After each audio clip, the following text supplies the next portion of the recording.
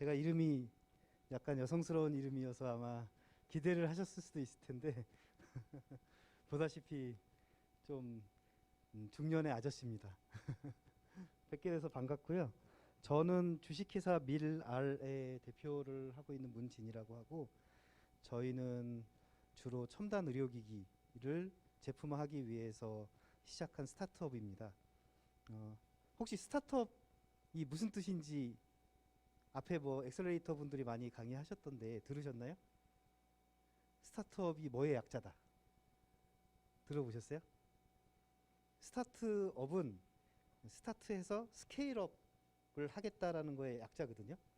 그래서 스타트업을 하겠다는 얘기는 주식하고 굉장히 밀접하게 관련이 돼 있는 거죠. 그리고 그 주식도 일반적인 기업들하고는 틀리게, 일반적인 기업은 물건을 잘 만들어서 빨리 팔고 그 매출을 통해서 기업을 키워나가는 거라고 하면, 스타트업은 투자를 통해서 기업을 빨리 확장시키고 빨리 그 주식시장에 올라가겠다라는 거를 목표로 일단은 한다라고 생각을 하시면 돼요.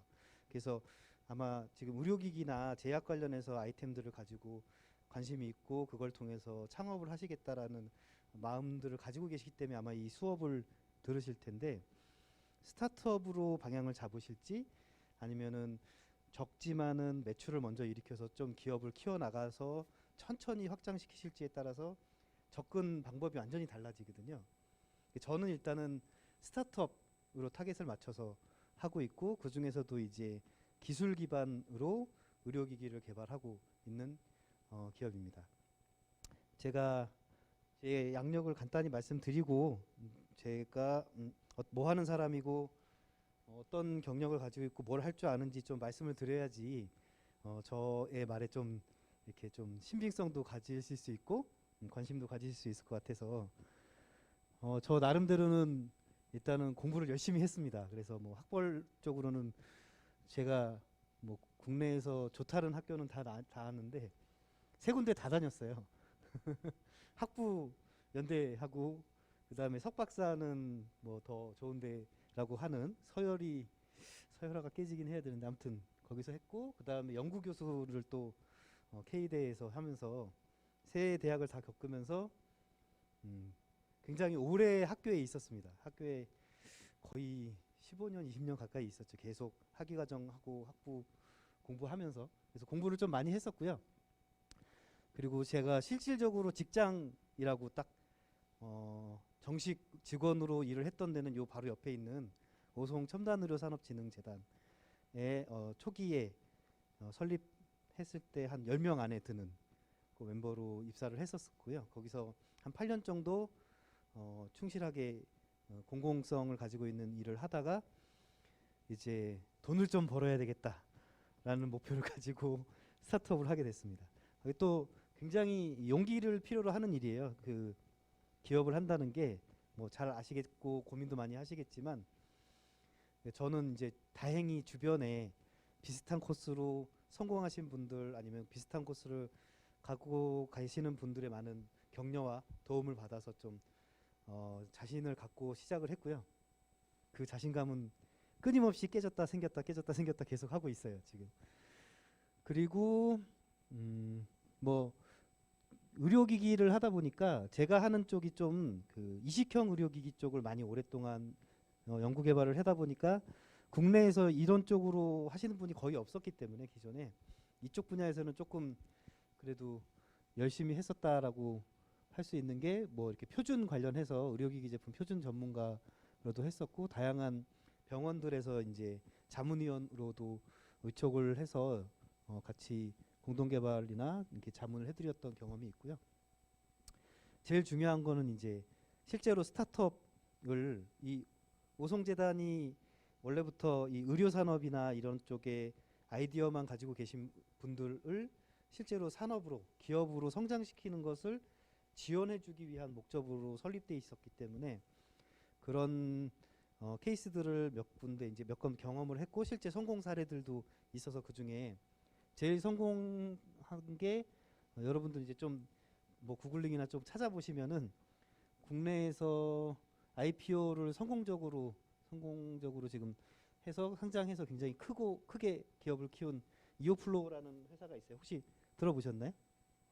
이오플로우라는 회사가 패치형 약물 주입기 중에서 인슐린 펌프, 일회용 인슐린 펌프를 전 세계 두 번째 그리고 국내에서 최초로 상용화한 기업이에요. 여기 이오플로우 분들이 제가 여기 오송에 있을 때 스타트업 세 분이서 대표님, 그다음에 기획부장님, 그다음에 연구원 한 명 이렇게 시작하셨을 때 처음에 저랑 같이 매칭이 돼서 같이 이제 여러 가지 R&D 과제들 그다음에 투자를 받아서 기업을 키우셔가지고 지금 한 6년째의 제품이 출시가 됐고 상장도 완료했고 지금은 직원분들이 100명이라고 그러시더라고요.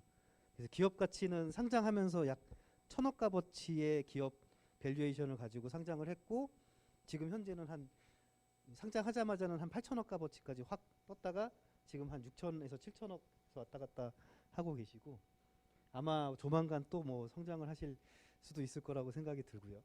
이게 굉장히 제가 뿌듯해하고 있는 왜냐하면 이분들 처음에 왔을 때 이게 아이템이 너무 생소하다고 그럴까요? 그러니까 좀 기존에 없었던 거를 하다 보니까는 쉽지 않을 거다라는 의견들이 너무 많았었는데 같이 이제 고생하면서 성공한 케이스이기 때문에 굉장히 뿌듯하고 어디 가서나 자랑하는 그런 케이스고요.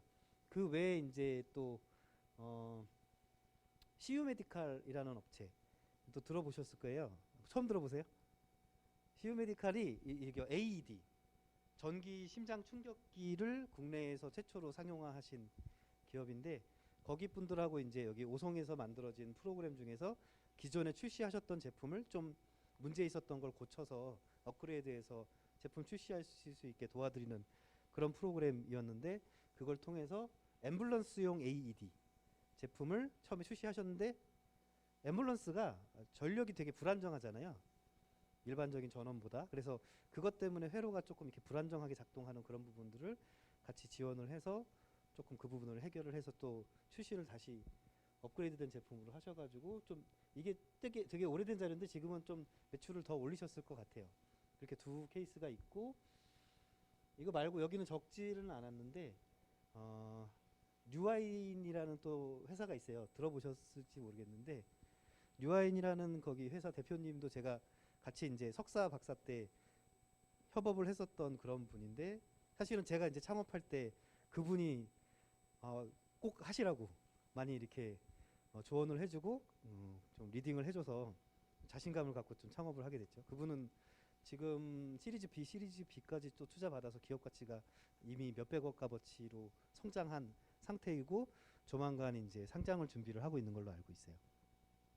그런 케이스도 있고요. 제가 의료기기 쪽 연구개발로 쭉 하고 특히 이제 의료기기가 국내에서 민간 자본으로 제품화하기가 굉장히 어려워요.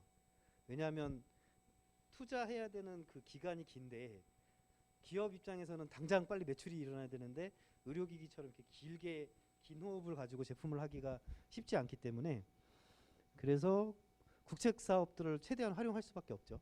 그래서 그러다 보니까 국책 사업을 따기 위한 프로포절 작성 거기에서는 제가 조금 자신이 있다라고 말씀드릴 수 있고 그 부분에 대해서 제가 샘플이나 이런 걸 좀 보여드리면서 저희 회사에서 초기에 했던 거 그다음에 나중에 어떻게 업그레이드 되고 어떤 내용들을 담았는지에 대해서 샘플을 보면서 또 설명을 드리도록 할게요. 그리고 저는 처음 메인은 이식형 전극을 만드는 사람인데요. 전극을 개발했던 사람인데 국내에서 이식형 전극을 만드시는 분이 거의 없어요. 그리고 상용화해서 제품을 판매하시는 업체가 두세 군데도 안 될 거고요. 되게 남들이 잘 안 하는 거를 주로 했었죠. 그러다 보니까는 여러 가지 재밌는 일도 많았었고 그 아시다시피 이 어떤 트렌드나 이런 거는 계속 어느 정도 회전이 되기 때문에 지금 현재의 뭐 인기가 없다라고 해서 나중에도 인기 없다 아니면 나중에도 쓸모가 없을 것이다 그렇게 판단하지 마시고 그런 부분도 좀 계속 그 좀 남들 안 하는 거를 좀 하시는 게 어떨지 그런 부분도 좀 제안을 드리고 싶은 부분이고요. 물론 전극만 했었진 않고요. 제가 운 좋게 이 국내에서 의료기기들을 주로 제품화를 성공하셨던 그런 그룹에 많이 속해 있었던 경험 때문에 저도 이제 그런 부분에서 조금 여러분들에게 말씀드릴 게 좀 많이 있는데요.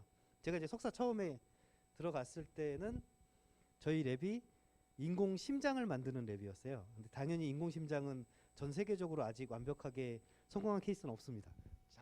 혼자서 작동되는 인공 심장은 없고요. 대신에 인공 심장을 만들다 보니까 심폐보조기라고 있어요.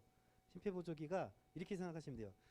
완전히 심장을 떼내고 기계 심장을 넣는 건 지금 현재는 아직 기술적으로 불가능한데, 기존에 있는 심장을 놔두고 거기에 병렬로 기계 장치를 달아서 기존 심장이 좀 펌프질을 약하게 되는 그런 부분을 서포트해주는 장치, 그 심폐보조 장치라고 생각하시면 되고요. 그렇게 이제 이식형으로 되어 있는 것도 있고, 또 다른 방법은 아예 피를 바깥으로 다 뽑아요. 다 뽑아서 여기에 폐 대신에 산소를 넣어주는 장치, 뭐 영어로는 옥시저네이터라고 하는데, 그러니까 산소를 이 폐 대신에 피에다가 넣어주고 그걸 다시 몸에다 넣어주는 그런 장치를 또 심폐보조 장치 중에 또 하나거든요. 국내에서 심폐보조 장치를 제품화한 케이스가 뭐 한 군데밖에 없었어요. 저희 그룹밖에. 그리고 제품으로 실제로 출시를 했었고, 한참 바이오 붐이었을 때에 우회 상장을 통해서 상장까지 했었던 기업이 있었지만 바이오 거품이 꺼지면서 좀 안 좋게 끝나긴 했는데, 그런 경험들이 있었고요. 제가 들어갔을 때는 그걸 제가 직접 개발했다기보다는 이미 만들어 놓으신 거를 어느 정도 업그레이드하거나 뭐 서포트하거나 하는 정도의 일을 했었지만, 그 과정에서 배운 게 많죠. 첫 번째 배운 게, 의료기기 쪽 다 관심 있으신 분들이니까, 의료기기가 제일 힘든 게 인허가잖아요. 인허가가 어느 정도로 힘드냐면, 그때 인공심장 뭐 심폐보조기 인허가 받는데 거의 10년이 넘게 걸렸어요. 들어간 서류는 봉고차 뭐 한 반 트럭분 이상 들어갔고, 이유가 있었어요. 그때가 2000년 초반 정도인데, 그 선배들은 그 전부터 제품은 다 만들어 놨었는데 인허가를 못 받는 거예요. 왜냐하면 식약처에서 준비가 안 돼 있었거든요. 그때는 GMP라고 많이 아시죠? 그 GMP에 대한 그 국내 그 규격이 없었고, 그다음에 이식형 의료기기에 대해서 어떻게 평가를 해서 어떻게 인허가를 받아야 된다라는 그런 기준이나 이런 게 없었던 상황이니까, 그거를 식약처에서 같이 이제 끊임없이 업그레이드해서 이제 준비되는 데만 시간이 꽤 많이 소요됐었죠. 지금 사실은 의료기기가 좀 인허가 받는데, 예를 들어서 아까 심폐보조기 같은 건 4등급 의료기기니까 워낙 어려운 부분이니까 그렇긴 한데, 지금은 우리나라 그 식약처의 프로세스가 굉장히 전 세계에서 제일 빠른 수준이에요. 속도가. 그렇다고 퀄리티가 뭐 떨어지는 것도 아니고, 그만큼 많은 노력들이 있었고 많은 경험들이 있었던 거죠. 그래서 제가 이제 그런 부분에서 이식형 그 신경조절 자극기, 이게 이제 이식형 심장 충격기 아니면 뇌심부 자극기 같은 그런 의료기기인데, 그거에 대한 평가 가이드라인, 어떻게 평가를 할 것인지에 대한 그런 국내 규격을 이렇게 만드는 그런 경험도 있고요.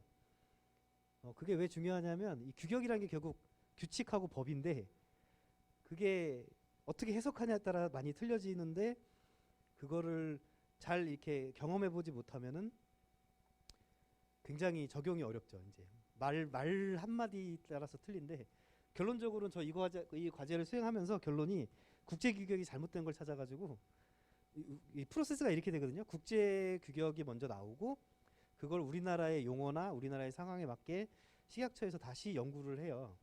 이제 식약처 자체에서 연구하는 경우도 있고, 식약처에서 이제 교수님들이나 이런 분들한테 과제로서 연구하라고 이게 과제비를 지원해줘서 하는 경우도 있고, 그리고 그렇게 과제를 해서 한 8개월에서 10개월 정도 평가 가이드라인이나 규격이나 이런 게 만들어지면, 그걸 또 식약처 내부에서 또 한 몇 개월 정도 다시 검토를 하고요. 그 문제가 없는지. 그리고 공표하는 과정을 겪거든요. 근데 국제 규격이 잘못됐으니까 지금 사실상 이 새로 나온 규격에 대한 국내 규격은 없는 상태예요. 보통은 이 텀이 그래서 한 3년 정도 텀이 지는데, 근데 아시다시피 의료기기를 국내에서 국내 시장만 보고 만들어서 팔았을 때는 사실상 안 하는 게 낫거든요. 시장이 워낙 작기 때문에 결국은 국제로 나갈 걸 생각하면은 국제 규격을 보고 시작을 해야 되는 거죠. 지금 저희도 국내 규격이 있긴 하지만 국제 규격에 맞춰서 준비를 하게 되는 거죠. 그런 경험들도 좀 가지고 있습니다. 그거 말고 나머지는 제가 큰 과제나 이런 거 많이 했었다. 과제 잘 따는 사람이다라는 자랑이고요. 자랑을 되게 오래 했죠. 넘어가겠습니다. 제가 준비한 자료는 그래서 창업 전에 뭘 먼저 해야 될지, 뭐 준비해야 될 게 뭔지, 그리고 창업 초기에 꼭 해야 할 일, 그리고 제가 실제로 시행착오를 겪으면서 이런 거는 좀 미리 알아두고 했으면 시간을 많이 벌었겠구나, 뭐 그런 부분들, 그리고 일단 어느 정도 창업해서 자리 잡고 나서 어떻게 확장시켜 나갈지에 대한 그런 부분에 대해서 이렇게 4가지 컨텐츠로 준비를 했습니다.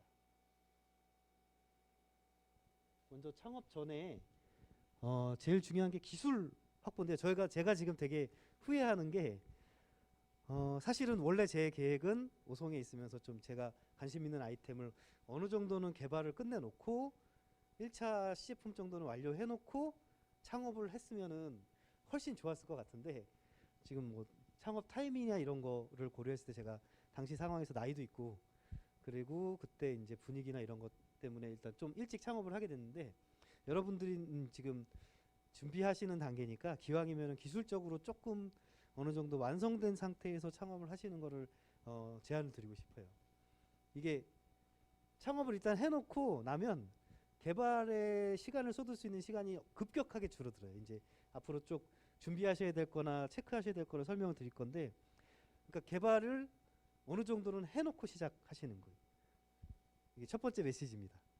예를 들어서 아까 말씀드렸던 뭐 CU메디칼 같은 경우는 창업을 하시기 전에 실질적으로 거의 1년 정도의 시제품을 만드는 시간을 갖고, 실제로 창업하고서 제품 출시하실 때까지 1년이 안 걸렸어요. 물론 여러 가지 상황들이 잘 이렇게 타이밍이 잘 맞았고, 그래서 이제 굉장히 급격하게 성장을 하시긴 했는데, 이 창업하기 전에 이미 기술적으로는 어느 정도 완성도를 가지고 시작하셨던 케이스고, 아까 말씀드렸던 유아인 같은 경우도 마찬가지고요. 이오플로우 같은 경우는 사실 핵심 기술이 해결이 안 된 상태에서 창업을 하다 보니까 시간이 생각보다는 조금 더 오래 걸린 케이스예요.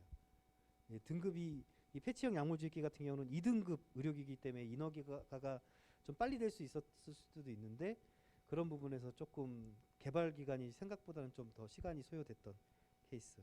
그래서 여러분들이 이제 창업을 준비하신다고 하면 첫 번째로 고려하셔야 될 건 기술적으로는 좀 완성된 상태에서 해야 된다는 거고, 그럼 그 완성되는 기술을 누가 갖고 있어야 되느냐? 결론부터 말씀드리면 나 아니면 공동 창업자가 가지고 있어야 된다는 얘기예요. 간접 확보하고 직접 확보로 제가 표현을 했는데, 그거를 만들어내는 어떤 약을 제약을 하거나 기기를 만들어내는 그 기술을 본인 지식재산권으로 갖고 있거나, 아니면 최소한 공동 창업자 같이 이제 스타트하는 그 창업자가 가지고 있어야 되지, 이거를 보통 뭐 대학이나 공공기관에서 가지고 있는 기술 이전을 통해서 기술을 확보하겠다, 이게 그 사실은 국내 대학이나 공공기관에서는 이런 프로그램을 굉장히 많이 지원을 해주고 계시거든요. 근데 심지어는 이거에 대한 뭐 R&D 비용이나 기술 이전 비용까지도 많이 지원을 해주시는데, 정말 간단히 말씀드리면 비용이 2~3배 든다고 생각하시면 돼요. 왜냐하면 대학이나 공공기관에서 개발해 놓은 기술들은 상업용 기술 수준이 아니에요, 항상. 그러니까 양산을 하기 위한 기술 개발이 추가적으로 필요하게 되거든요. 그래서 그거를 간접적으로 나중에 기술 이전 해가지고 하겠다라고 하시면, 이거는 어느 정도 규모가 있거나 안정되어 있는 기업 같은 경우는 할 수 있는데, 스타트업이나 초기 창업일 때는 불가능하다고 생각하시면 됩니다. 요 선택은 절대 하면 안 되시는 거고, 추가적으로 뭐 내가 일단 기본적인 핵심 기술은 확보하고 있고 이미 거기에 추가적으로 할 때는 잘 활용할 수가 있어요. 저희 같은 경우도 지금 대학에 있는 기술 일부 저희 제품 개발하는 데 필요한 기술을 이번에 기술 이전을 하거든요. 기보의 보증을 통해서 이제 기술 이전비하고 그것을 만들어내는 또 R&D 자금을 어느 정도 또 확보를 해서 하는데, 그 가져온 기술 가지고 다시 개발을 해야 돼요. 양산용으로는 재료부터 시작해가지고 다시 선정을 해서 해야 되기 때문에, 이게 기술의 완성도에 있어서 거의 90% 이상 다시 해야 된다고 생각하시면 돼요. 그러니까 대학이나 공공기관의 기술은 이렇게 해서 구현이 되고 이런 방향으로도 된다 정도를 확인하는 정도의 기술이라고 생각하시면 되고, 이것을 양산하기 위한 기술은 또 다른 기술이 필요한 거죠. 더 추가적인 개발이. 그래서 그걸 고려하셔야 되는 거고, 그래서 직접 확보하시는 거. 여기서 또 고민이 생겨요. 내가 기술을 가지고 있으면 문제가 안 돼요. 근데 공동 창업자가 가지고 있다. 그러면 확률적으로 열에 한 6, 7 정도는 공동 창업자랑 보통 틀어진대요. 그러니까 시작할 때 최소한 이걸 어떤 제품이나 제약이나 뭐 이런 걸 구현하는 데 있어서 핵심이 되는 기술 노하우는 내가 하나는 들고 있어야 돼요. 최소한. 나는 완전 경영만 할 줄 알아. 그런 분들은 뒤통수 맞거나 아니면 시작하고 나서 갈라지면서 다 잃어버릴 가능성이 너무 높기 때문에, 뭐 본인이 경영 쪽이지만 돈을 쥐고 있다. 돈줄을 쥐고 있다. 그러면 또 다른 얘기가 될 수 있는데, 일반적으로 기술을 꼭 확보하고 계시는 거를, 여기 잠깐 꺼졌는데, 강력하게 권유드립니다. 그 다음에 뭐 좀 더 시간이 생기고 제가 이게 자본이 좀 있다고 하면 이 기술 인력들을 영입할 수 있는데요. 기술 인력들이 내 맘과 같지는 않거든요. 거의 100%로 내 맘과 다릅니다. 그렇기 때문에 기술 인력이 들어와서 노하우나 이런 부분을 갖고 있을 때 그것을 내가 체화를 해야 돼요. 이 사람만 믿고 있으면 안 돼요. 제 대표적인 예들 뭐 간단하게 뭐 짜장면집 같은 경우도 그런 속설들 많이 들어보셨을 거예요. 이렇게 주방장이 사장님이어야지 주방장을 따로 모시고 나는 이제 카운터만 보겠다. 이런 분들은 오래 갈 수가 없어요. 그렇죠? 항상 이게 그 사람이 의리가 있고 뭐 착하고 그런 걸 다 떠나서 똑같이 생각을 해보세요. 내가 똑같이 회사에서 이렇게 뭐 짜장면집에서 이렇게 주방을 보고 있는데 옆 가게 아니면 저쪽 내가 좀 살고 싶은 지역에서 월급 뭐 몇 프로 이상 더 주겠다 하면은 넘어가는 게 맞는 거잖아요. 그게 합리적인 선택이잖아요. 그건 거꾸로 똑같은 거예요. 그럼 그거를 잡아내기 위한, 유지하기 위한 최소한의 안전장치를 고안을 해야 되는 거죠. 뭐 스톡옵션 계약이라든가 아니면 다양한 지원 프로그램들을 활용할 수가 있는데, 그 부분은 뒤에서 또 설명을 드리겠습니다. 제가 너무 천천히 나가고 있나요?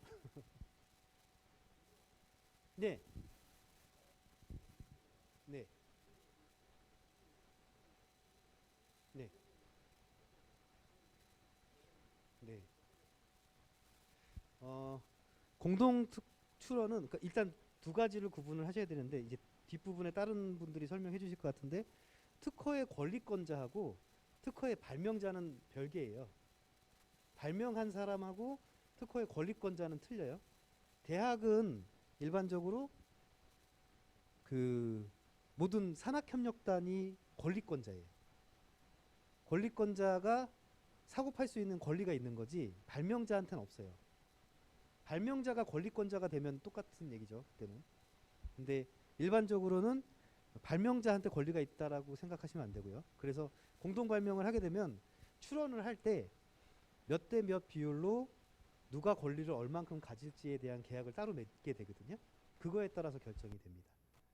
그리고 그 중에서 이제 뭐 권리권자가 발명자일 수도 있죠. 개인이 누구 뭐 직무 발명이 아닌 한은 자기가 권리권자가 될 수 있잖아요. 그런 경우는 또 틀리고요. 제가 너무 답이 되셨나요? 네.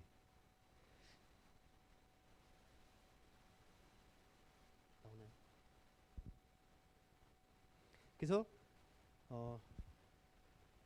시작할 때 처음에 제 소개 드린 거는 제가 그래도 이쪽에서는 경험이 많고 다양하게 이제 여러분들한테 드릴 말씀이 많다는 거 하나하고, 첫 번째 메시지는 기술을 내가 갖고 있어야 된다. 꼭 그게 안 되면 언젠가는 후회하게 되는 일이 생기는 거죠. 저 같은 경우도 지금 오송에서 직무 발명으로 출원을 했던 특허를 창업하고 이제 양수를 해왔어요. 저희 기업으로. 이거는 제가 제일 발명자인 기술이고, 그리고 이거 실제로 구현하기 위한 노하우나 이런 거는 제가 다 알고 있기 때문에, 그래서 제가 이렇게 막 마음대로 오픈할 수 있어요. 뒤에 이제 제가 다른 사람이 금방 보고 따라할 수 있는 기술이면은 말씀 보여드릴 수가 없어요. 그게 굉장히 중요하거든요. 뭐 이게 진짜 이 필드는 눈피도 눈물도 없다라는 얘기를 많이들 하실 텐데요. 냉혹하다고 생각하시면 돼요. 막 자기가 진짜 아이디어만 있고 그걸 누구나 듣기만 하면 쉽게 구현할 수 있다. 그런 건 특허나 이런 거 확보하기 전에는 절대 오픈하면 안 돼요. 들은 분들이 나쁜 마음을 먹는다기보다는 본인도 어디서 들었다는 걸 까먹고 어느 순간 갑자기 딱 떠올라서 이거 내 아이디어다라고 착각하시는 경우가 되게 많아요. 그래서 나중에 만나서 얘기 들어보면 당신한테 그런 거 들은 적이 없는데? 라고 착각을 하시는 경우 되게 많아요. 그래서 자기 기술로 인식하고 자기가 그냥 내는 경우도 있어요. 그래서 그런 정보 보호에 대한 개념들도 되게 중요하죠. 최근에 기술보증기금에서 좀 이 특허 말고요. 특허는 문제가 뭐냐면 내용이 다 오픈되죠. 이게 특허 기술상권의 핵심이 좋은 기술들은 다 오픈해서 그 다음 기술들을 빨리 나오게끔 하는 게 목적이기 때문에 다 오픈하잖아요. 근데 그렇지 않은 제도가 하나 있어요.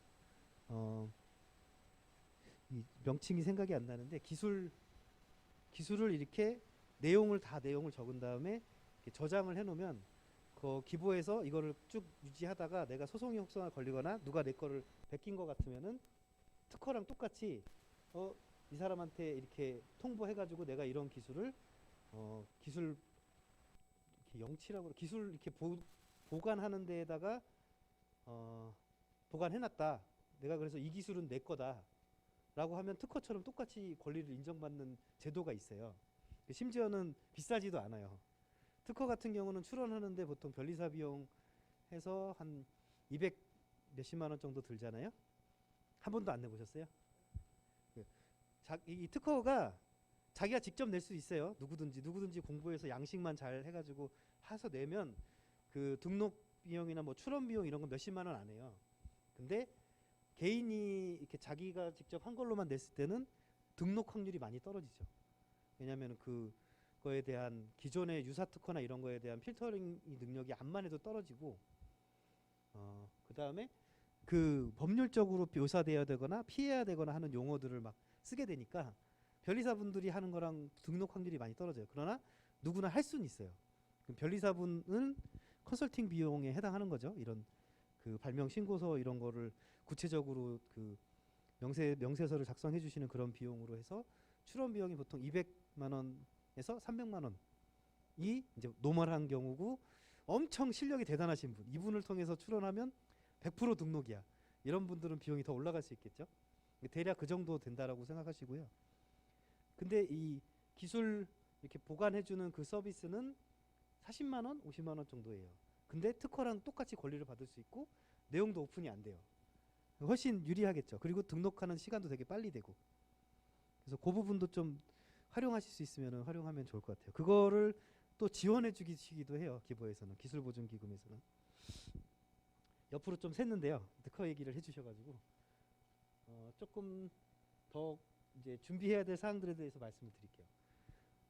창업을 하시겠다. 보통 이제 경영적 마인드를 이미 뭐 가지고 계신 분이 아니고 기술을 가지고 계신 분은 100% MBA 공부를 하셔야 됩니다. MBA가 뭐 이렇게 경영학 석사잖아요. 근데 이거를 뭐 대학원을 다니면 좋은데 그럴 시간이 없잖아요. 그리고 대학원을 실제 경영학 석사 학위 과정을 가면 절반은 네트워킹이에요. 거기 같이 오신 분들, 다른 회사 대표분들을 통한 네트워킹이고, 실질적으로 경영적인 노하우나 그런 기술들을 익히는 거는 되게 조금밖에 안 돼요. 그래서 그거를 최근에는 인터넷이나 이런 데에 아니면 무슨 사이버 강의 이런 데서 하면은 한 3, 4개월이면 충분히 공부할 수가 있어요. 짧게. 그리고 그것들을 이렇게 조금 조각 해가지고 무슨 여기 이 건물에 있는 창조경제시스템터나 테크노파크나 이런 데서 무료로 또 강의도 해주세요. 지금 오늘 들으러 오신 것 같은 이런 강의들을 조각 돼 있는 거를 들으시면 돼요. 저도 이런 강의들을 수십 개 들었어요. 서울에서 가서도 듣고, 대전에서도 듣고, 여기 요 앞에 여기 SB 프라자에서 할 때도 듣고, 특히 이제 경영 부분에서의 이 바라보는 관점, 완전히 틀려요. 기술자하고 바라보는 게. 그래서 그거에 대한 기본적인 이렇게 관점의 차이에 대한 것을 좀 인식을 해야 되고 공부를 해야 되고, 그 다음에 인사조직 관리나 이런 것들은 좀 이제 좀 다른 얘기이긴 하지만 재무회계나 마케팅에 대한 기본적인 경영학적인 관점에서의 공부를 반드시 해야 됩니다. 마케팅이 그냥 가서 물건 잘 파는 게 아니고 그걸 잘 팔리게 하기 위한 굉장히 많은 기법들이 있거든요. 근데 그걸 다 익히는 게 아니고 내가 창업을 하겠다 하면은 기본적으로 이런 방향성이 있구나 정도는 파악을 하고 시작을 해야 된다는 거죠. 이런 것들이 요즘 너무 좋아요. 구글이나 유튜브에서 찾아보면 얼마든지 있기 때문에 무료 강의들을 많이 활용하실 수 있고, 저 같은 경우는 뭐 그거 말고도 이제 그 고용노동부에서 학원 비용 절반 정도 지원해주는 프로그램들이 또 있어요. 그걸 활용해서 좀 했었고요. 제가 슬리파이 넘길까요? 책자를 가지고 계시죠? 예.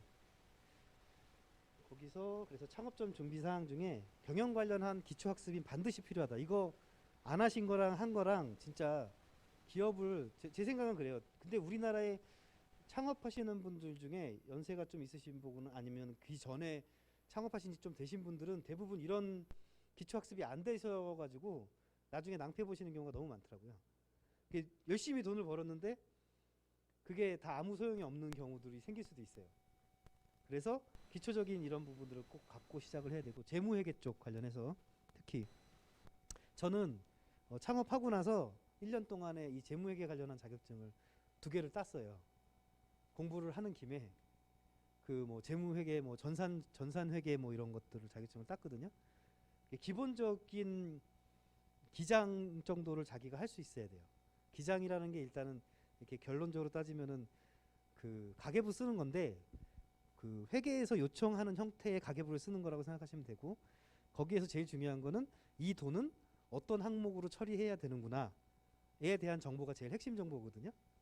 그거는 책 한 권 정도만 공부하시고, 공부하는 김에 뭐 자격증을 한번 따셔도 좋고, 돈 관리는 아무한테 못 맡기잖아요. 이거는 가족한테도 잘 못 맡기는 거예요. 돈 관리는 실제로 좀 이따 뒤에 보여드리겠지만은 저랑 같이 이렇게 시작한 친구 같은 경우도 이렇게 뒤통수를 맞은 경우는 있어요. 자기가 열심히 벌어놓은 돈 몇 억을 이렇게 쓱싹 해먹었다 그럴까요? 근데 제가 이렇게 창업하고 나서도 많은 대표님들 만나서 조언을 많이 들었었는데 그 중에 70%는 그런 경험들이 있으세요. 그러니까 굉장히 비일비재하다는 거죠. 좀 되게 좀 심한 얘기긴 한데 실제로 이런 돈 관리를 해주시는 거를 하시는 분들 사이에 또 네트워크가 있는데, 거기에서 보면 어떻게 회사 돈을 털어갈 수 있는지에 대한 노하우들도 돈대요. 그래서 자기가 알아야 돼요. 돈 관리는 어떻게 하는 건지에 대한 게 기본적으로 알지 못하면 관리가 안 됩니다. 그래서 그 부분 2번째 메시지. 돈 관리는 반드시 자기가 할 줄 알면서 맡겨놓아야 된다는 거죠. 자기가 전혀 몰라서 이게 어떻게 되는 건지 전혀 모르는 상태에서 맡겨놓으면 거의 그냥 내가 번 돈 다른 사람한테 봉사 활동하는 거라고 생각하시면 될 것 같아요. 그 다음에 법률적인 문제들이 최근에 이제 많이 나오는데요. 법률적으로 지금 이게 5인 이하일 때는 해당 사항이 없어요. 5인 이하일 때는 교육도 안 해도 되고 뭐 이런 노무적인 문제들을 안 해도 돼요. 지금 국내법은 바뀌어서 우리 간단히 얘기해서 이 사람을 채용을 했어요. 일을 잘 못해요. 내보내고 싶죠. 못 내보내요. 법적으로. 일을 못하는 것 때문에 내보내지 못해요. 이 사람이 뭐 횡령을 했거나 범죄를 저질렀거나가 아니면 내보내기 힘들어요. 법적으로 그래요. 근데 5인 이하일 때는 괜찮아요. 5인 이상이 되면서부터 적용이 됩니다. 그래서 그런 부분에서 이런 거에 대한 간단한 법률적인 정보를 모르고 있으면은 이제 뒤통수 맞는 경우들이 많이 생기죠. 최근에 뭐 언론에서 그런 경우 있었죠. 이렇게 가게인데 음식점들인데 어떤 사람이 와서 잠깐 일하다가 그냥 한 2, 3일 있다 안 나와 버리는 거예요. 근데 노동청에 신고해요. 그러면은 이 사람이 요구를 해줘. 나한테 300만 원, 500만 원 내놓으세요. 안 그러면 신고 취하 안 합니다. 이런 식으로. 첫 번째가 당일날로 계약서를 써야 돼요. 법적으로. 근데 대부분 그걸 잘 모르시는 거죠, 이제. 그런 부분들을 꼭 익혀두셔야 돼요. 이것도 이렇게 노무 관련한 교육이 있어요. 그거 한 번만 들으시면 돼요. 그 다음에 뭐 산업안전이나 이런 것도 5인 이상일 때부터 적용되기 때문에 그때 필요할 때 들으셔도 되고요. 저 같은 경우는 산업안전에 대한 좀 고려를 많이 이렇게 오송에 있을 때 했었기 때문에 처음 들어오는 날 입사한 날로 오전에 계약서 쓰고 오후에 이런 교육을 다 해요. 그 뭐 성희롱 예방 교육, 뭐 산업안전 보건 교육 이런 것들 아예 그냥 그날로 다 하거든요. 제가 직접 다 하기 때문에 여러분들이 이제 만약에 창업을 하시게 된다라고 하면 뭘 해야 되는지부터 아셔야 되잖아요. 이거를 하나라도 빼먹으면 다 벌금 사항이에요. 그래서 그런 부분들에 대한 정보 공부가 많이 필요하다라는 사항들. 시간이 많이 지났네요. 조금 빨리 나가겠습니다. 그 다음에 이런 기본적인 내가 준비해야 될 사항 말고 회사에 대해서 고려해야 될 부분들, 이게 활용할 것들이죠. 제일 핵심적으로 준비하셔야 될 것은 결국은 사업계획서예요. 사업계획서가 명확하게 돼 있어야 돼요. 제가 좀 이따 샘플 아주 초기 버전하고 최근 버전하고 보여드릴 건데 사업계획서 또는 IR, 인베스터 릴레이션스라고 그러잖아요. 사업계획서는 어떻게 사업화를 하겠다에 대한 플랜이고 IR은 투자자한테 내가 어필하고 싶은 내용들. 물론 사업계획서에 있는 상당 부분이 겹치지만 그런 부분에 대해서 좀 작성되어 있는 서류인데요. 제가 좀 이따 샘플로 보여드릴게요. 그 다음에 회사 입지 결정이 중요한 사항인데요. 이게 법률적으로 뭐 국가적으로 지원해주는 그런 혜택들이 되게 많아요. 예를 들어서 수도권 외에서 창업을 하면 뭐 세금 혜택이 얼마가 있고 몇 프로가 있고 이런 게 있거든요. 뭐 들어보셨을 거예요. 그리고 뭐 경기권에서 하면은 또 뭐 다르고 수도권에서 하면은 그런 혜택 하나도 없고. 근데 또 장단점이 있어요. 나중에 내가 하는 아이템은 공장을 세워야 된다. 그러면은 이런 지원 프로그램도 있어요. 지금 뭐 바뀌었는지 모르겠지만은 서울 경기권에 있던 기업이 지역으로 내려와서 공장을 세운다. 그러면은 공장에 세우는데 땅을 구매하는데 들어가는 돈의 절반을 국가에서 그냥 대주는 프로그램도 있어요. 아무 조건 없이. 그건 이제 수도권 과밀을 해소하기 위한 건데, 그러니까 처음에 시작할 때 수도권에서 할지 지역에서 할지를 잘 생각하셔야 돼요. 지역에서 시작하면 당장에 세금 감면이 있는데 지역에서 근처에다가 다시 공장 세울 때는 그 돈이 없는 거죠.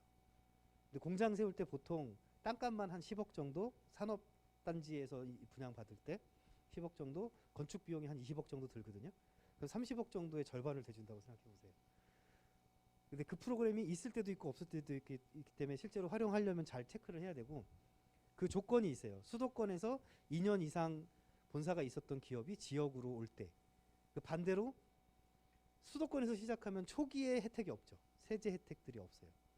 그러니까 우리 기업은 큰 공장을 세울 필요가 없다.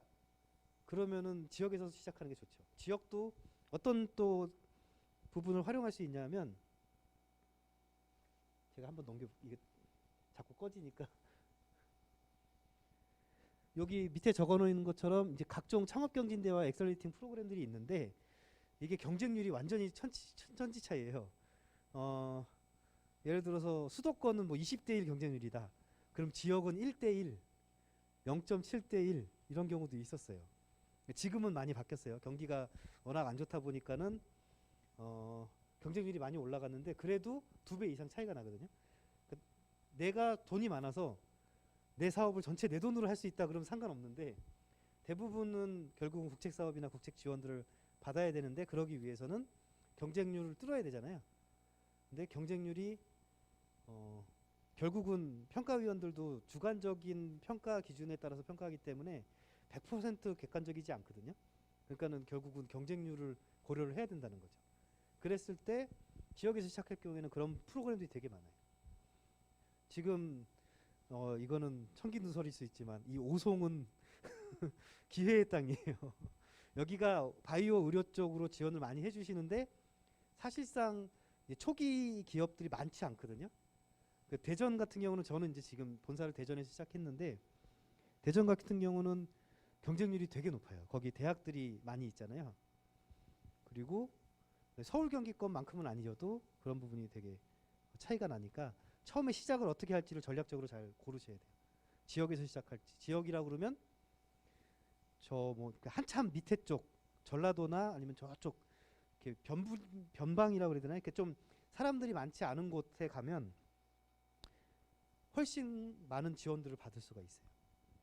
왜냐하면 인구 대비 아니면 경제 규모 대비해서 지원 프로그램이 나오지 않거든요. 어느 정도 균등 분배되기 때문에 그런 것들을 잘 고려해서 입지를 결정을 하셔야 되고요. 특히 창업교육센터 입주 공간을 활용하시는 게 굉장히 중요합니다.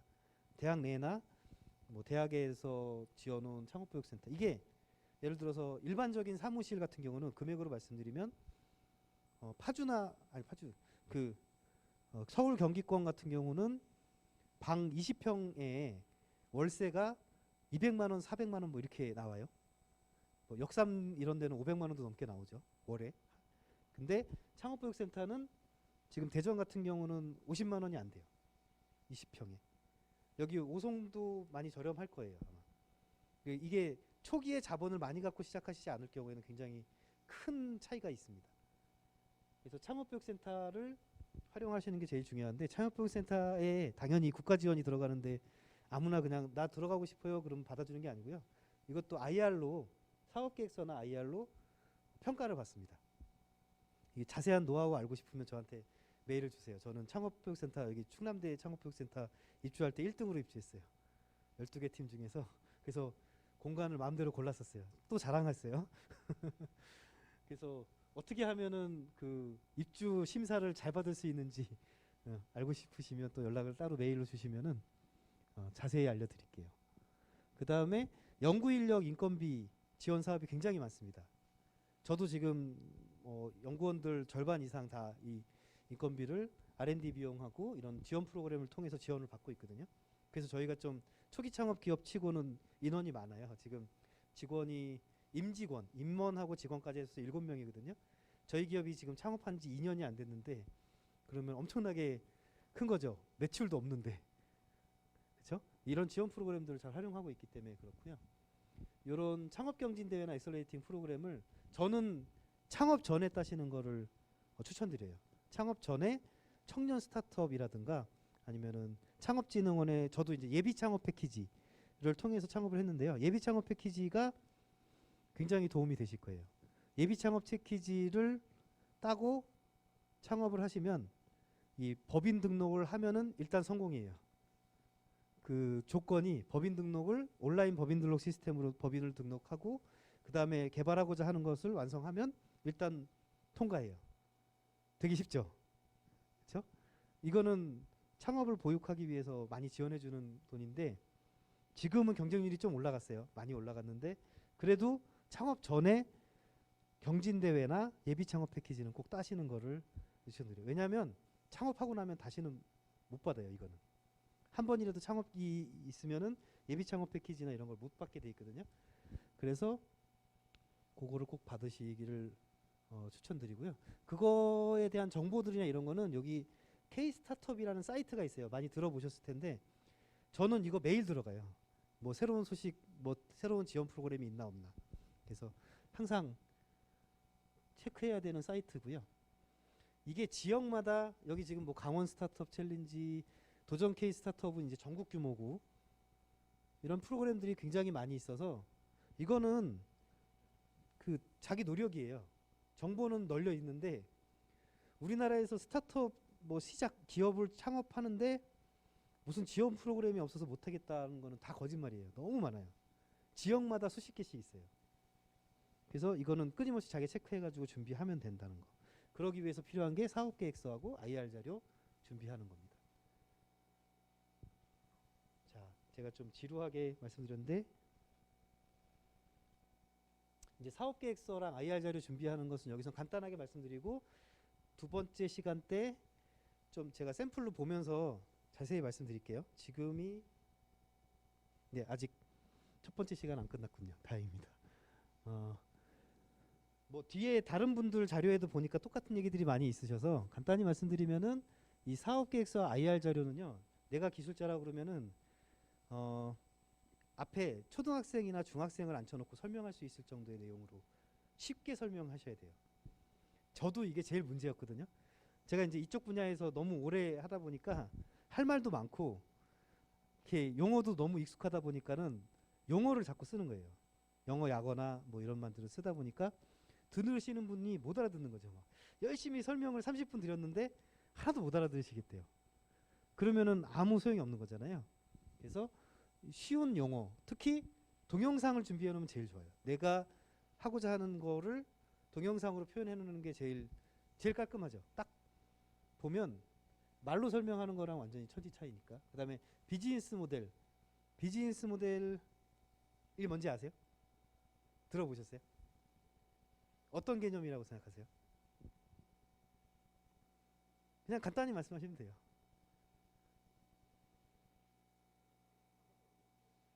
네?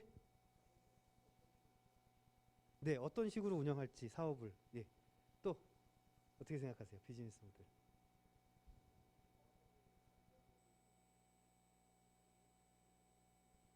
사업의 전반적인 구조. 네. 한 분 남으셨네.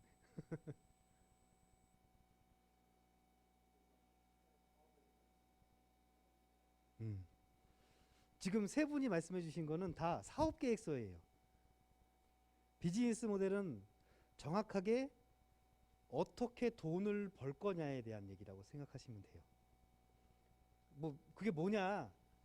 그게 뭐냐라고 말씀하실 수 있는데 제가 예를 들어 드릴게요. 이거 영화에도 많이 나왔던 건데 어, 스타벅스의 비즈니스 모델은 커피 파는 게 아니에요. 뭐라고 예상되세요? 혹시 들어보신 적 있으세요? 스타벅스 커피숍 유명한 커피숍들의 비즈니스 모델은요. 핵심 돈을 버는 핵심은 부동산이에요. 이해가 안 되죠? 직접적으로 안 오다시죠? 어, 스타벅스 같은 경우는 이렇게 그 각 지점마다 이제 사장님들이 따로 계시죠. 개인 사업자인 분들이 그분들은 이 건물에 대한 권리가 없어요. 빌려 쓰시는 형태로만 해요. 스타벅스는 핵심적인 자리, 제일 노른자 자리를 자기네 본사에서 사요. 그리고 이분들한테는 임대료만 주는 거예요. 그래서 이 부동산 가치를 끌어올려요. 그래서 이분들의 비즈니스 모델은 부동산이에요. 재밌죠? 실제로 내가 돈을 뭘로 벌 것이냐. 그래서 이 그 스타벅스라는 그 커피숍에서 나오는 수익은 그 각각의 개인의 점주들이 가져가시지만 본사는 부동산으로 보는 거예요. 최근에 무인 커피숍, 무인 도서관, 무인 독서실 그런 게 많이 유행을 하고 있는데 거기도 비즈니스 모델이 되게 희한해요. 거기에 본사의 비즈니스 모델은요. 핵심이 인테리어예요. 인테리어로 돈을 벌어요, 자기네들. 그래서 걔네의 그 프랜차이즈에 가입을 하려면 인테리어 비용을 2억 정도 내야지만 돼요. 자기가 차리면 5천만 원이 안 들거든요. 무인 독서실인가요? 거기 만드는데. 근데 걔네 걔네 그 브랜드 네임을 쓰고 걔네의 서비스를 받고 걔네의 인테리어를 그 지원을 받는데 한 2억 정도 드는데 얘네들은 끊임없이 그 인테리어 비용으로 돈을 벌고 있어요. 또 하나 예를 들면 비즈니스 모델이 뭔지 조금 감이 잡히실 거예요. 우리 그 세븐일레븐이나 뭐 이런 그 편의점들 있죠. 편의점의 비즈니스 모델이 뭔지 아세요? 희한해요. 편의점에서 이렇게 물건 팔아서 남는 돈은 되게 얼마 안 남아요. 뭐 10원, 20원씩이에요. 마진율이 그 각각의 제품에 대해서. 그거는 각각의 점주들이 가져가시는 거기 때문에 그렇게 많이 못 가져가시죠. 근데 본사는 도대체 뭘로 돈을 버느냐? 이 물건들의 유통을 가지고 자기가 돈 벌기는 힘들어요. 워낙 그 소비자가하고 유통단가하고의 차이가 별로 없기 때문에. 거기다 맨날 할인하고 뭐 원 플러스 원, 투 플러스 원 하잖아요. 도대체 뭘 갖고 돈을 버느냐? 편의점 프랜차이즈의 핵심 비즈니스 모델은 광고예요. 광고 사업이에요. 그 이 편의점 가보면 이제 제일 눈에 띄는 가판대 이렇게 가운데 있는 거 보실 거예요. 거기는 항상 신제품이 나열되거든요. 근데 그 신제품을 나열을 할 때 이 제가 업체에서 그 핵심 고기에다가 나열을 하는데 광고료를 받아요. 그 편의점들은. 이렇게 생각해 볼게요. 뭐 A 기업이나 B 기업이나 똑같이 이제 새로운 신제품 과자를 만들었어요. 근데 이걸 광고를 하려고 그래요. TV 광고 하면은 몇십억씩 들거든요. 라디오 광고 하면 몇 억씩 들고. 근데 이런 그 효과가 광고 효과가 별로 없어요. 생각보다. 요즘 같은 경우는 특히 뭐 유튜브나 뭐 이런 SNS 쪽을 통해서 광고를 해야지만 효과가 있고 TV 광고는 거의 소용이 없는데 이 가판대에다가 올려놓으면 시장 반응을 볼 수 있어요. 그리고 광고 효과를 누릴 수 있고 특히나 이 가판대를 차지했다는 얘기는 자기네가 주류로 먼저 선점할 수 있어요. 시장을. 그렇다 보니까는 서로 경쟁을 붙여요. 이 편의점 프랜차이즈에서 이쪽 업체랑 이쪽 업체랑 유사한 제품군이 서로 경쟁하기 때문에 항상 비슷하게 나오거든요. 그러면 니네 얼마 낼래 니네 얼마 낼래 경쟁 붙여서 광고비를 받아가요. 그래서 핵심 비즈니스 모델이 광고비예요. 그러니까 비즈니스 모델은 뭘 갖고 실제로 돈을 벌 것이냐에 대한 얘기예요. 전체적인 플랜을 얘기하는 게 아니고 그걸 먼저 염두에 두시고 그래서 나는 의료기기 같은 경우는 되게 쉬워요. 프로덕트를 만들어서 프로덕트 판매금을 버는 게 핵심이죠. 근데 그것도 좀 나눠지는 거죠. 저희 같은 경우는 이제 소모품이 있고 소모품이 아닌 반영구 제품이 있으면 예를 들어서 정말 핵심적으로 돈을 버는 비즈니스 모델은 소모품인 거죠. 그래서 본 제품은 사실상 무료라 할부로 줘도 상관없어요. 그래서 비즈니스 모델을 정확하게 잡아야 돼요. 이게 카카오 같은 경우 여러분들 많이 들어보셨으니까 카카오의 처음 시작은 메신저였잖아요. 근데 메신저로는 돈 계속 못 벌었죠. 계속 마이너스였죠. 항상 투자금으로 해왔고. 근데 지금은 핵심 비즈니스 모델이 굉장히 많이 생겼죠. 처음에는 메신저를 통해서 그 다음은 광고로 넘어갔고 그걸 통해서 카카오 택시라는 그 플랫폼으로 또 비즈니스 모델을 만들었고 거기서 더 발전해가서 이제는 핀테크 쪽으로 확장해가고 있잖아요. 근데 그거의 핵심은 뭐예요? 이 카카오라는 브랜드 네임이잖아요. 카카오를 통한 네트워킹, 카카오의 이미지. 그거 메신저 자체를 갖고 돈 번 건 없어요. 이제 최근에 이제 메신저 자체에 이제 광고를 조금씩 넣기는 하던데 핵심 비즈니스 모델은 다른 쪽으로 확장해 간 겁니다. 그래서 여러분들도 이제 이 사업을 준비하실 때 사업 계획을 짜실 때 전반적인 그게 아니고 내가 그래서 정확하게 뭘로 돈 벌 거사를 잘 고민해 보셔야 돼요. 이런 것도 있어요. 그 의료기기 같은 경우는 한번 유통해 놓고 그것을 유지 관리하는 데에 비용이 많이 들 수 있어요. 그래서 어떤 비싼 기구나 이런 것들은 그 유지 관리하는 게 또 핵심 비즈니스 모델이 되기도 해요. 끊임없이 자기가 주기적으로 방문해서 해가지고 요 부품을 바꿔주거나 하는 걸로도 비즈니스 모델을 만들 수도 있고, 그렇죠? 뭐 이런 것도 정말 꿈 같은 얘기겠지만 뭐 자기가 이제 특별한 약을 만들었어요. 근데 이 약의 효과는 그렇게 중요하지 않다. 근데 이 약에 내가 광고를 넣겠다. 그러면 그 광고 수익이 나의 핵심 비즈니스 모델이 될 수도 있어요. 약을 만들었는데, 그렇죠? 비즈니스 모델이 뭔가를 먼저 명확히 이해하시고 그걸 준비하셔야 되고요. 그 다음에 필요한 자금 및 이익이 수익성이나 이런 부분에 대한 자료를 구체적으로 쓰셔야 돼요. 제가 이제 뒤에 보여드릴 건데 IR 자료에서 처음에 저도 대충 그냥 시장조사 자료 이미 기존에 나와 있는 것 같고 대충 이 정도 될 거야 뭐 이렇게 써놨었거든요. 저도. 근데 그렇게 하면은 투자자분들은 용납이 안 되세요. 구체적이어야 돼요.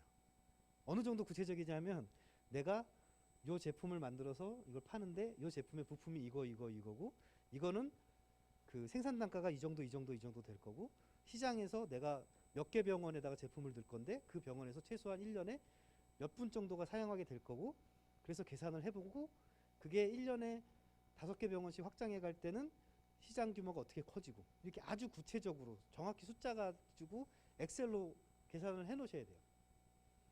아시겠죠?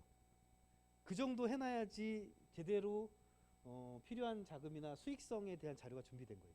그냥 시장 자료조사 보고 여기 뭐 아까 책자의 맨 뒤에도 보니까는 뭐 시장의 1%를 저희가 하겠어요 하는 거는 뜬구름 잡는 얘기니까 그런 표현은 이제는 하시면 안 돼요. 이렇게 교육 받으셨으면 아주 구체적으로 이제 정확하게 내가 무슨 제품 얼마에 만들어지고 그거를 유통하는 거까지 포함해서 시장에는 얼마에 내놓을 거고 그렇게 아주 구체적으로.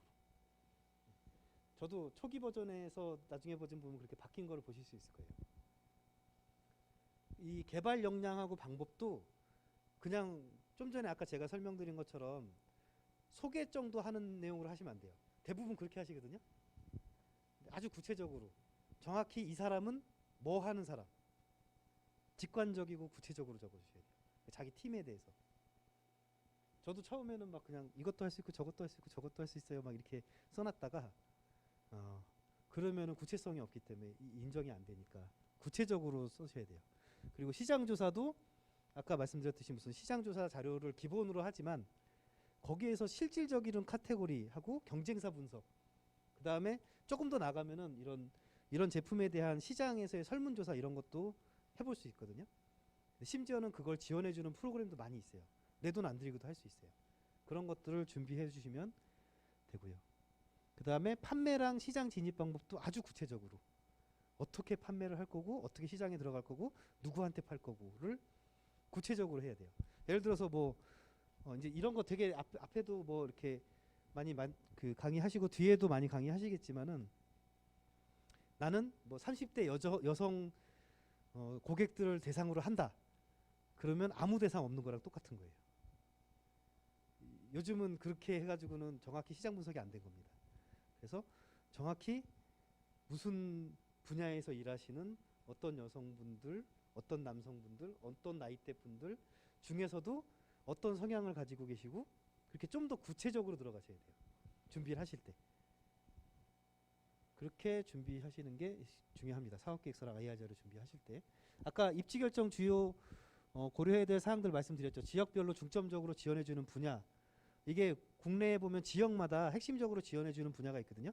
저 같은 경우는 처음에 오송, 세종, 대전을 고려를 했었는데 세종은 농업 쪽, 스마트팜 쪽으로 지원을 해준다고 그래서 그쪽으로는 못했어요. 사실은 거기서 하고 싶었는데 왜냐하면 집이 세종이라서 바로 그냥 빨리 출퇴근 빨리 하고 싶어서 거기로 하려고 했는데 스마트팜 쪽에서 분야가 안 맞아요. 그래서 오송하고 대전 중에서 저는 일단 대전이 더 좋아서 대전으로 시작을 했고 그 다음에 창업 지원 사업 예산 상황 이게 중요한데 이거는 아까 K-스타트업이나 아니면 각각의 각 부처별로 예산 지원해주는 사이트들 보면 1년 동안의 계획이 있어요. 그걸 보면 이 지역에는 예산이 이렇게 배정돼서 지원 프로그램이 이 정도 나오겠구나. 이걸 고려를 해서 처음에 시작을 하셔야 돼요. 그래서 대전으로 가게 됐죠. 처음에. 그때는 오송 이제 코로나가 시작되기 전이었기 때문에. 그 다음에 창업부역 공간 특성. 지금 사실 여기 이 KB 프라자에 원래 입주하고 싶었었거든요. 근데 여기는 제가 입주를 못하는 요건이 있었어요. 왜냐하면 국책 사업들을 받으려면 부설 의료기기 연구소 뭐 이런 거 부설 기업 연구소를 만들어야 되거든요. 그러면 독립 공간이 있어야 돼요. 근데 여기는 지금 약간 공용 공간 위주로만 그때 입주 심사를 해줬기 때문에 저는 못 들어오는 거죠. 들어오면은 과제를 못 하니까. 그래서 대전 쪽으로 간 이유도 있고요. 그 다음에 아까 말씀드렸던 현재나 미래 이전할 때 세제 혜택이나 다른 지원 프로그램들. 이거는 정보 싸움이에요. 방금 아까 말씀드렸던 수도권에서 지역으로 이전할 때 뭐 공장 이전 비용이나 이런 설립 비용을 절반 정도 국가에서 지원해준다. 이거 아시는 분이 열에 한 명도 없어요. 지금 저 굉장히 중요한 정보 드린 거예요. 그게 몇십억이 왔다 갔다 하잖아요. 내가 막 공장을 세워야 된다 그러면. 그리고 심지어는 그런 산업단지나 이런 데 입주할 때 내 돈이 안 들어요. 90% 대출을 받을 수 있어요. 굉장히 저리로. 단 심사를 받아야죠. 우리 아이템이 그 산업단지에 딱 맞고 내 아이템이 이제 성공 가능성이 어느 정도 되고 기업이 탄실하고 실력이 있고 그러면은 90% 대출 받아서 내 돈 안 들이고 할 수 있어요. 왜 산업단지 그 입주해가지고 땅을 받아서 건설하는 게 중요하냐면요. 우리나라의 중소기업 대부분들은 맨 뒤에 이제 말씀드리겠지만 자산 관리를 해야 되는데 자본을 잘 맞춰놔야 돼요. 지원을 받으려면. 근데 이런 산업단지들은 국가에서 지원해주기 때문에 굉장히 저렴하게 분양을 해요. 아주 일례로 여기 오송 초기에 한 평당 36만 원인가에 분양했었어요. 지금은 200만 원이 넘어요. 한 평당. 가만히 앉아서 자산이 4배가 뛴 거죠. 그럼 자산이 뛰면 뭐가 좋을까요? 운영할 수 있는 자금이 많아져요. 이 땅을 담보로 R&D 비용이나 이런 거를 또 빌려올 수 있잖아요. 땅 담보나 건물 담보로 하면 굉장히 저리로 가져올 수 있거든요. 그리고 가만히 있어도 자산이 커지니까 기업 가치가 커지는 거예요. 그냥 가만히 있어도. 그래서 어느 정도 되면은 땅을 좀 사야 돼요. 다. 그것도 고려하셔야 돼요. 저는 그래서 여기 지금 여기 3산단이나 아니면 그 중간에 무슨 스마트 산단 이런 데 지금 분양 받으려고 준비를 하고 있어요. 근데 거기 산단하고 맞아야 돼요. 우리 산단은 스마트팜만 지원해 줄 거야. 근데 저는 못 들어가죠. 그죠? 그런 거를 잘 고려해서 시작할 때 입지를 결정을 하셔야 되고요. 인력 수급 용이성도 굉장히 중요한 요소예요. 저는 그래서 대전에서 했는데 근데 참 희한하게 우리 지금 들어와 있는 직원분들은 강원도 분, 전라도 분 이렇게 전국에서 오셨어요. 저는 사실은 그 대전에 있는 친구들을 많이 영입하고 싶었는데 그게 또 참 운때가 많이 따르더라고요. 그래서 이 부분은 제가 넣어놓긴 했는데 크게 많이 좌우된다라고 생각하지 마시고요. 장단점이 있어요. 경기권에 있는 IT 기업 쪽, 뭐 의료기기 쪽이시니까 조금 거리가 있을 텐데 경기도에 있는 IT 기업 집중되어 있는 그 단지나 이런 데는 장점이 있어요. 사람은 금방 구해요. 근데 금방 나가세요. 금방 옆 회사로 가고 월급이 조금만 오르고 그래도 자기는 이사 갈 필요 없이 바로 옆에 그냥 출근하면 되니까.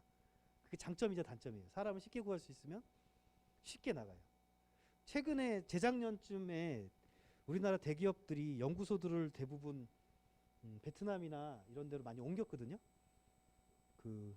왜냐하면 국내 연구 개발하는 인력의 절반 정도의 비용으로 우리나라 80년대 70년대처럼 거의 풀타임으로 일을 해주시는 분들을 채용할 수 있기 때문에 거기다가 베트남이나 이런 데서 이렇게 동남아 쪽에서 우리나라로 이렇게 유학 오셨던 분들을 이제 포스트로 딱 팀장이나 이런 걸로 연구소장이나로 이렇게 해놓고 밑에 분들 관리하게 하면 쉽게 되죠.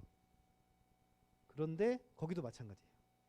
인력 비용이 적고 개발이 빨리 되는 대신에 사람이 자꾸 바뀌어요. 거기도.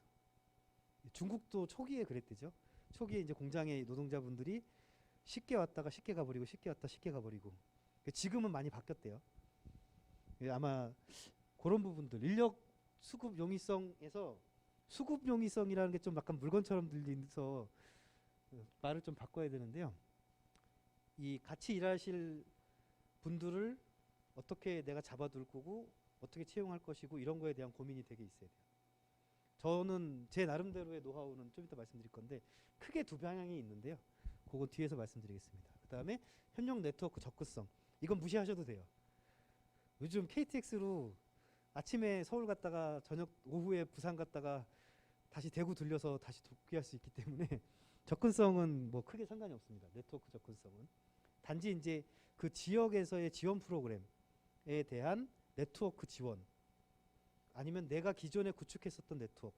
제일 중요한 게 지금 학생분들이시니까 지금 학교에 계시는 교수님들이나 아니면 같이 이렇게 협업해서 하시는 협력자들 하고의 네트워크의 접근성 그런 부분을 좀 고려하실 필요가 있는 거죠. 시간이 50분 됐죠. 네, 10분만 쉬었다가 후반부를 빨리 하고 그 다음에 실질적으로 샘플 보여드리면서 어떻게 사업계획서랑 IR 자료를 제가 업그레이드 해왔는지에 대해서 또 그 경험했던 것들을 설명드리도록 하겠습니다.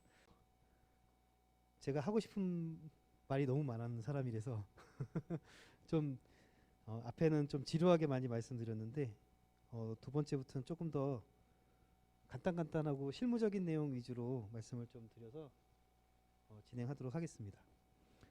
일단은 아까 말씀드렸던 거는 창업하기 전에 준비해야 될 것들, 조심해야 될 것들, 염두에 두고 계셔야 될 부분들에 대해서 설명을 드렸고요. 그 다음에 이제 창업하고 나서 제일 처음에 맞닥뜨리는 게 이제 법인 설립이에요. 의료기기 하시려면은 웬만하면 개인 사업이 아니고 법인 설립을 하셔야 되겠죠. 그리고 뭐 개인 사업으로 하시게 되면 국가 지원을 못 받는다고 생각하시면 돼요. 국가 지원 프로그램들은 대부분 법인한테만 지원이 됩니다. 왜 그러신지는 아시죠? 이렇게 회계 투명성 때문에 법인 같은 경우는 끊임없이 이제 회계사한테 연마다 이렇게 검사를 받고 그거의 투명성이 확보가 되는데, 개인 기업 같은 경우는 장점이자 단점이 대표이사가 언제든지 돈을 넣었다 뺐다 할 수 있기 때문에 그 부분 때문에 회계 투명성 때문에 국채과제나 정부 지원이 거의 없다라고 생각하시면 돼요. 아예 없지는 않은데, 그래서 법인으로 설립을 하셔야 됩니다. 그럼 법인 설립할 때 처음에 뭐냐? 제일 처음에 요구되는 게 이제 정관을 요구를 해요.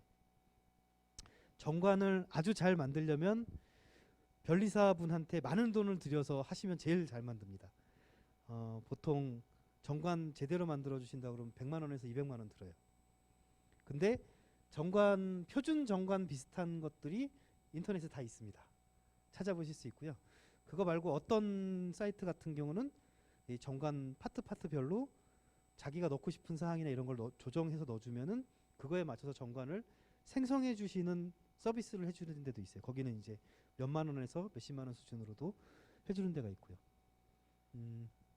저는 뭐 두 가지를 다 활용했어요. 제가 일단 초안을 만들고 변리사분을 통해서 검증받고 그 다음에 만들었는데요. 그것도 제 돈 안 들이고 지원받아서 했습니다. 다 지원 프로그램들이 있어요. 그 다음에 세무회계사 계약을 해야 되는데요. 요거는 아주 실무적으로 말씀드리면 회계사분들 기장 비용이라고 그래요. 기장, 매달 이렇게 장부를 써주는, 이제 장부를 써준다는 게 아까 말씀드렸듯이 내가 돈 쓴 거가 어떤 항목에 해당되고 그것을 분류해 가지고 적어주는 그런 걸 해주시는데요. 월 기장료가 평균 보통 15만 원, 적은 분들은 8만 원, 많은 분들은 한 달에 60만 원까지도 있어요. 이게 기업 규모에 따라서 금액이 책정되고 그렇거든요. 그래서 스타트업 초기 같은 경우는 사실은 어떤 분들은 직접 하시는 분들도 있어요. 저는 직접 하진 않았는데 직접 하실 만도 해요. 왜냐하면 창업 초기에 한 달에 돈 쓰는 게 영수증이 10개들 안 넘잖아요. 자기가 써도 사실 상관없어요. 근데 이제 회계사분들하고 계약을 하는 이유는 이 항목을 어떻게 설정하냐에 따라서 나중에 이 세금 감면이나 이런 부분이 결정되기 때문에 똑같은 비용을 똑같은 물건에 써도 항목을 어디로 잡을 수 있느냐에 따라서 세금 감면이 완전히 바뀌거든요. 그래서 그 부분을 주기적으로 관리를 받고 싶어서, 그리고 이런 거를 지원해주는 소프트웨어도 최근에 나왔어요. 또 앱으로도 나와 있고 그 비용 이제 저렴하게 해서 하는 데도 있고요. 이게 세무회계사분들하고 계약해서 기장하는 거, 그 다음에 연 말마다 기장이 된 서류를 가지고 이제 재무제표나 이런 걸 만들어주고 세무신고를 해주고 하는 이런 것들이 또 발생하거든요. 그래서 그런 부분은 다 혼자서 할 수 있어요. 사실 홈택스라는 사이트를 가면 다 할 수 있거든요. 근데 이걸 다 하다 보면 내가 제품 만들 시간이 없는 거죠. 그렇죠? 그런 것들을 고려해서 잘 계약을 해줘야 되고요. 기업 규모가 커지면은 이게 비용이 엄청나게 커져요. 왜냐하면 기업 규모가 커진다는 얘기는 영수증이 많아진다는 얘기잖아요. 그러면은 그거에 따라서 그 회계사분들도 이제 가격 책정이 바뀌니까 이런 경우도 있어요. 저 같은 경우는 그걸 활용했는데요. 이런 창조경제혁신센터에서 이 회계사분들, 여기도 지금 후반부에 있던데 교육해 주시는 분 중에 홍보 차원에서 자기한테 수업 들은 분들은 뭐 한 몇 개월은 무료로 기장해 주겠다. 이런 부분도 활용할 수 있어요. 대신에 무료로 기장을 하시게 되면은 연말에 이제 세무 조정이라고 하는데 1년 동안에 뭐 이렇게 썼던 비용에 대해서 어떻게 세금을 감면받을 수 있는지 항목을 조정해주고 이렇게 하는 거를 세무조정이라고 하는데, 그 비용이 또 틀려지니까 전체적으로 본인한테 맞게끔 잘 설정을 하셔야 돼요. 저는 스타트업 초기 1년은 그냥 혼자 하시는 걸 추천드리고 싶은데 재무회계 쪽 공부를 좀 하셨다면 충분히 할 수 있거든요. 근데 이제 2차 이게 뭐 국책 사업을 몇 개를 하고 뭐 이렇다 그러면, 저희 같은 경우는 작년에 국책 사업을 10몇 개를 했거든요. 그러면 이제 혼자 못 하는 거죠. 저희는 지금 직원도 따로 있고 회계사분하고 계약도 하고 있고요. 그 다음에 온라인 법인 설립 시스템이 있어요. 온라인 법인 설립 시스템이 정말 취지도 좋고 되게 편리해요. 옛날 같으면은 필요한 서류들을 계속 들고 관청을 3-4군데를 왔다 갔다 해야 돼서 하루나 이틀 만에 기업 설립이 안 됐거든요. 근데 온라인 법인 설립 시스템을 활용하면은 하루 안에 무조건 됩니다.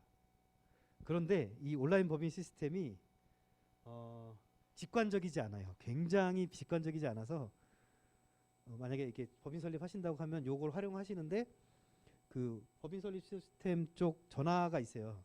계속 전화하시면서 하셔야 돼요. 메뉴마다 이게 직관적이지가 않아서 지금 많이 업그레이드 되고 있긴 한데 그래서 요걸 활용하시는 걸 말씀드리고 싶고요. 그리고 아까 말씀드렸듯이 예비 창업 패키지를 받으시면은 온라인 법인 설립 시스템으로 무조건 창업을 해야 되고 그러면 법인 등기까지 하루가 안 걸려요. 거의. 원래는 공식적으로는 뭐 2-3일 걸린다고 하는데 실질적으로 하루가 안 걸리더라고요. 워낙 빨리 처리해 주셔가지고. 그 다음에 자본금 설정이 인건비 문제랑 직결되는데요.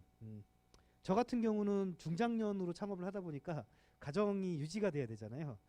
그래서 인건비를 제가 일반적인 스타트업 대표들에 비해서 설정을 되게 높게 해놨어요.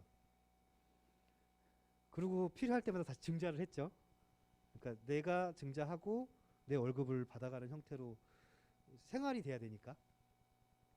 근데 저는 청년일 때 39살 이전에 만 39살 이전에 창업을 하면 청년 지원 프로그램들이 훨씬 많거든요. 중장년보다. 그럴 때 창업하실 때 같이 창업하시는 분하고 처음에 인건비를 아예 잡지 말고 한 1년이나 2년 정도에 빨리 제품을 낼 수 있도록 하는 걸 추천드리고 싶어요. 그게 원래 우리 예전의 개념의 벤처기업 개념이거든요. 그러니까 회사에서 거의 먹고 자고 하다시피 하면서 한 1년이나 2년 정도 월급이나 이런 거 거의 없이 그러면 자본금을 한 3-4천 정도 설정해도 돼요. 충분하거든요. R&D 비용이나 이런 거는 국책 지원 프로그램 받아서 하고 꼭 회사 비용으로 써야 되는 것들만 쓰고 제일 문제가 국책사업비에서 지원받기 힘든 게 대표랑 임원의 인건비가 잘 안 돼요.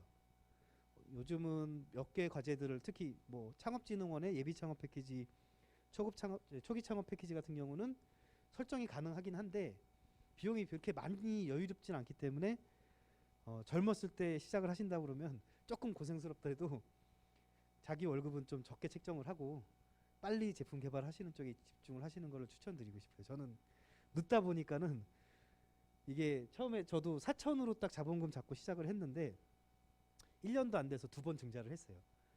월급은 계속 가져가는데 그럼 자본금이 벌써 쭉 없어지잖아요. 그러니까 다시 만들어 놔야지만 회사가 운영이 되니까. 지금은 자본금을 500만 원 이상으로도 돼요. 그럼 예를 들어서 아까 말씀드렸듯이 같이 창업하시는 분하고 한 1-2년 정도 우리 월급 안 받고 이것만 하자 하면은 500만 원으로도 돼요. 되게 불안하죠. 누가 실수로 통장에 있는 돈 잘못해서 500만 원 써버렸어요. 실수로. 그럼 회사가 도산되는 겁니다. 자본금이 없어지면. 그러니까 이건 너무 불안하니까 한 3천에서 4천 정도 보통 책정해 놓으시고 월급을 받아가려면은 1억, 2억 이상으로 책정을 해놔야 돼요. 자본금을. 그 다음에 최대주주 지분관리 전략. 저는 엑셀별로 그 시리즈별로, 연도별로, 월별로 어떻게 지분관리 되는 거를 다 표로 만들어놨거든요. 이 정도 계획을 가지고 창업을 하시겠죠? 그런데 그런 정도 계획도 없이 창업하시는 분이 60%가 넘어요. 얼마나 창업하시는 분들이 엉터리로 창업하는지 아시겠죠? 그러니까 그런 말들 많아요. 창업하시는 분들 중에 상당 부분 뭐 90% 망한다. 보면요 망할 수밖에 없게 시작하세요. 이런 거 아까 앞에 공부해야 된다는 거 하나도 공부 안 하시고 그다음에 지분관리 계획도 전혀 없고 제품화 계획, 사업 계획도 없고 그렇게 창업하시는 분들이 굉장히 많기 때문에 그 허수라고 생각하시면 돼요.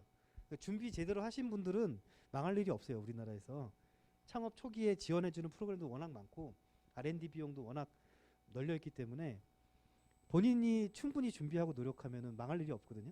근데 망하시는 분들 보면은 황당하게 망할 수밖에 없게 준비를 하세요. 보면 뭐 예를 들어서 뭐 가게를 차리는데 무슨 골목 구석에다가 그 뭐 이렇게 슈퍼 같은 걸 만들어요. 슈퍼는 이 유동 인구가 많아야지 되잖아요. 커피숍도 마찬가지고, 아니면 음식점인데 내가 음식 실력이 엄청 뛰어나고 블로그를 통해서 마케팅할 수 있는 능력이 있다. 그럼 구석에 잡아도 되죠. 근데 그런 거를 전혀 고려 안 하고 창업하시는 분들이 굉장히 많아요. 젊은 분들은 충분히 준비를 하고 계시고 충분히 하실 수 있기 때문에 웬만하면은 망하지 않습니다. 그런 준비 하나도 없이 하면 당연히 망하는 거고요. 그래서 이런 계획이나 지분 관리 계획 이런 것들은 저처럼 이제 어느 정도는 플랜을 다 잡고 시작하셔야 된다는 거 하고, 기업 인증, 아까 제가 말씀드렸듯이 저는 기업 부설 연구소 인증을 받아야 되는데, 기업 부설 연구소가 있어야지만 R&D 비용을 지원해 주는 프로그램이 많거든요. 그래서 그런 걸 받으려면 또 설립 요건이 있어요. 뭐 연구개발 인력이 몇 명 이상, 공간이 어떻게 돼야 되고, 그런 것들을 미리 좀 공부해 놓으시고, 그러려면은 처음에 창업할 때는 누구누구랑 해서 언제쯤 어느 기술 인력이 들어와 해서 언제쯤 기업 부설 연구소 신청을 하겠다, 이런 플랜을 잡고 그 인력을 맞춰가면서 할 생각을 해야 되죠. 그 다음에 벤처기업 인증. 벤처기업 인증이 예전에는 쉬웠어요. 지금 조금 강화됐거든요. 지금 다시 풀릴 거긴 한데 저는 벤처기업 인증 받는 게 조금 힘들었어요. 왜냐하면 무조건 등록 특허 하나가 있어야 된다 했거든요. 지금도 조금 바뀌긴 했을 텐데, 그러니까 창업 초기에 등록 특허를 가지고, 그러니까 출원 특허가 아니고요, 등록된 특허를 가지고 있기가 쉽지 않잖아요. 왜냐하면 특허 출원하고 등록되는데 짧아도 1년인데, 우선 심사 등록을 해도 1년에서 1년 반인데 등록 특허를 가지고 있고 시작하기가 쉽지 않기 때문에 이것도 좀 고려를 하셔야 돼요. 그래서 좋은 방법은 미리 출원해 놓고 등록되어 있는 특허를 기술 이전, 뭐 현물 이전 받는 형태를 취한다거나, 아니면 미리 양도양수 계획을 잡고 한다거나, 아니면 처음부터 등록이 빨리 될 수 있는 특허로 우선 심사를 받을 생각을 하거나. 우선 심사라는 게 이제 비용을 조금 더 내고 빨리 심사를 해주는 거거든요. 그러면은 시간이 많이 단축됩니다. 한 절반 정도로 줄거든요. 그래서 그런 것들을 고려하셔서 벤처기업 인증도 준비하셔야 되고, 그다음에 각종 이 정책 지원 사업이, 아까 K 스타트업 사이트는 매일 가야 되는 사이트고요. 그다음에 국책 지원 사업들 받기 위해서는 이런 중소벤처기업부의 이 R&D 비용 공고해주는 사이트나 이 복지부나 산업통상자원부 쪽 사이트들을 다 꿰고 계셔야 돼요. 저희는 각 연구원들별로 이렇게 일주일에 한 번씩 무조건 체크하라고 다 분담이 돼 있거든요. 이게 그냥 널려 있는 정보인데 노력을 안 하면 내가 찾을 수가 없다라고 생각하시면 돼요. 끊임없이 계속 체크해야 돼요. 그 다음에 잘 놓치시는 것 중에 하나가 크게 두 가지인데요. 회사 홈페이지, 도메인 확보. 이거를 회사가 좀 커진 다음에 확보하려고 그러면 누군가 선점해놔요. 그것만 전문으로 하신 분이 있어요. 그리고 자기는 등록 비용 한 5만 원, 10만 원 내고 나중에 몇백만 원 받고 너네한테 팔게. 이게 미리 선점 안 해놓고 해놨다가 낭패 보시는 분을 되게 많이 봤어요. 도메인 확보하는 거. 그 다음에 회사 내규 마련하는 것들도, 이것들도 나중에 이렇게 국책 사업이나 이런 거 지원 프로포절 낼 때 플러스 점수가 있어요. 이런 걸 무슨 프로그램을 넣어놨는지 안 넣어놨는지. 그래서 그런 것들도 초기에 좀 제정을 해놓으실 필요가 있고요.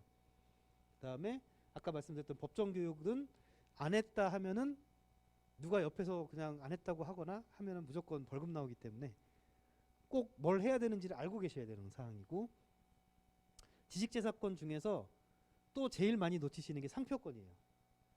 자, 우리 회사 이름을 뭘로 정했어요. 열심히 홍보했어. 내 회사 상표를 누구 딴 사람이 등록을 해놨어요. 그런 경우가 굉장히 비일비재해요. 그래서 상표권 등록 해놓는 거. 상표권 등록은 디자인 등록하고 똑같이 지식재산권보다 훨씬 쉬워요. 특허보다. 그냥 사이트에서 그림이랑 이런 거 넣고 그 신청하면은 비용도 뭐 몇십만 원 안 들이고 바로 등록이 되거든요.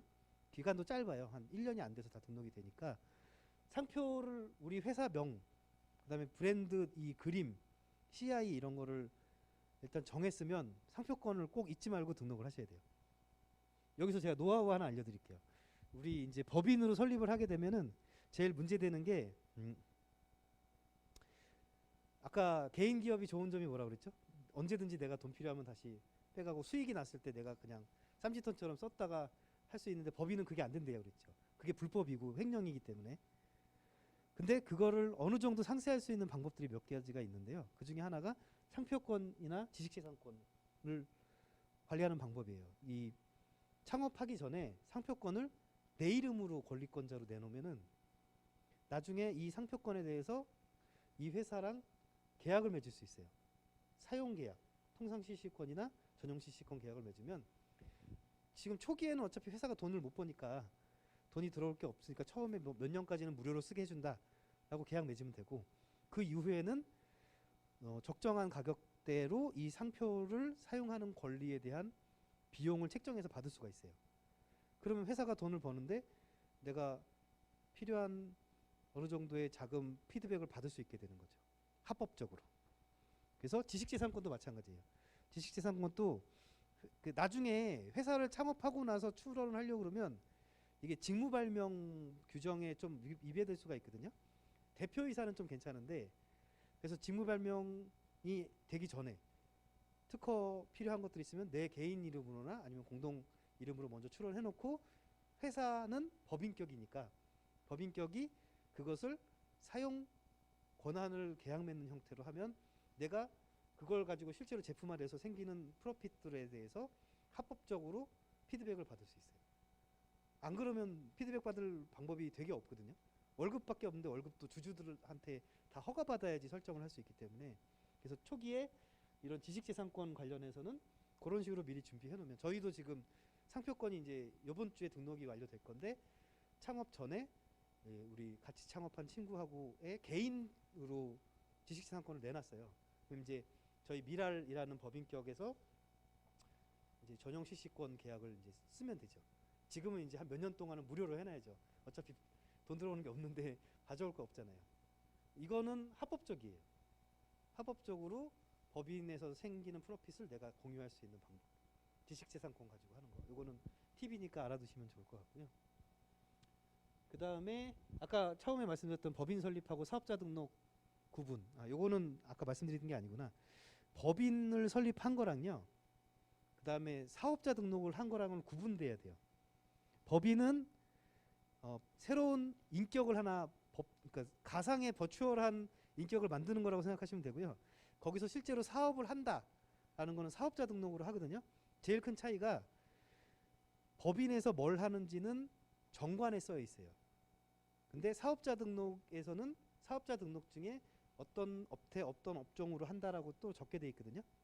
그래서 요거가 왜 중요하냐면 초기에 이 그 등기를 하는데 법인 등기를 하는데 그게 비용이 꽤 들어요. 한 번 바꿀 때마다 50만 원씩 들거든요. 그러면은 처음에 조심할 게 뭐 주소, 회사 이름 뭐 그런 거 바꿀 때마다 돈이 들어가요. 근데 초기에 한 5번만 바꾸면 250만 원 그냥 날아가는 거죠. 그러니까 그런 거를 처음에 잘 설정해야 돼요. 그래서 처음에 총 주식 개수는 얼마로 하겠다 이런 것들도 좀 찾아보시고 어느 정도가 적정한지 잘 하고 그 다음에 법인에서 어떤 일을 하겠다 어떤 품목에 대해서 뭘 사업을 하겠다라는 거를 정관에 적게 돼 있거든요.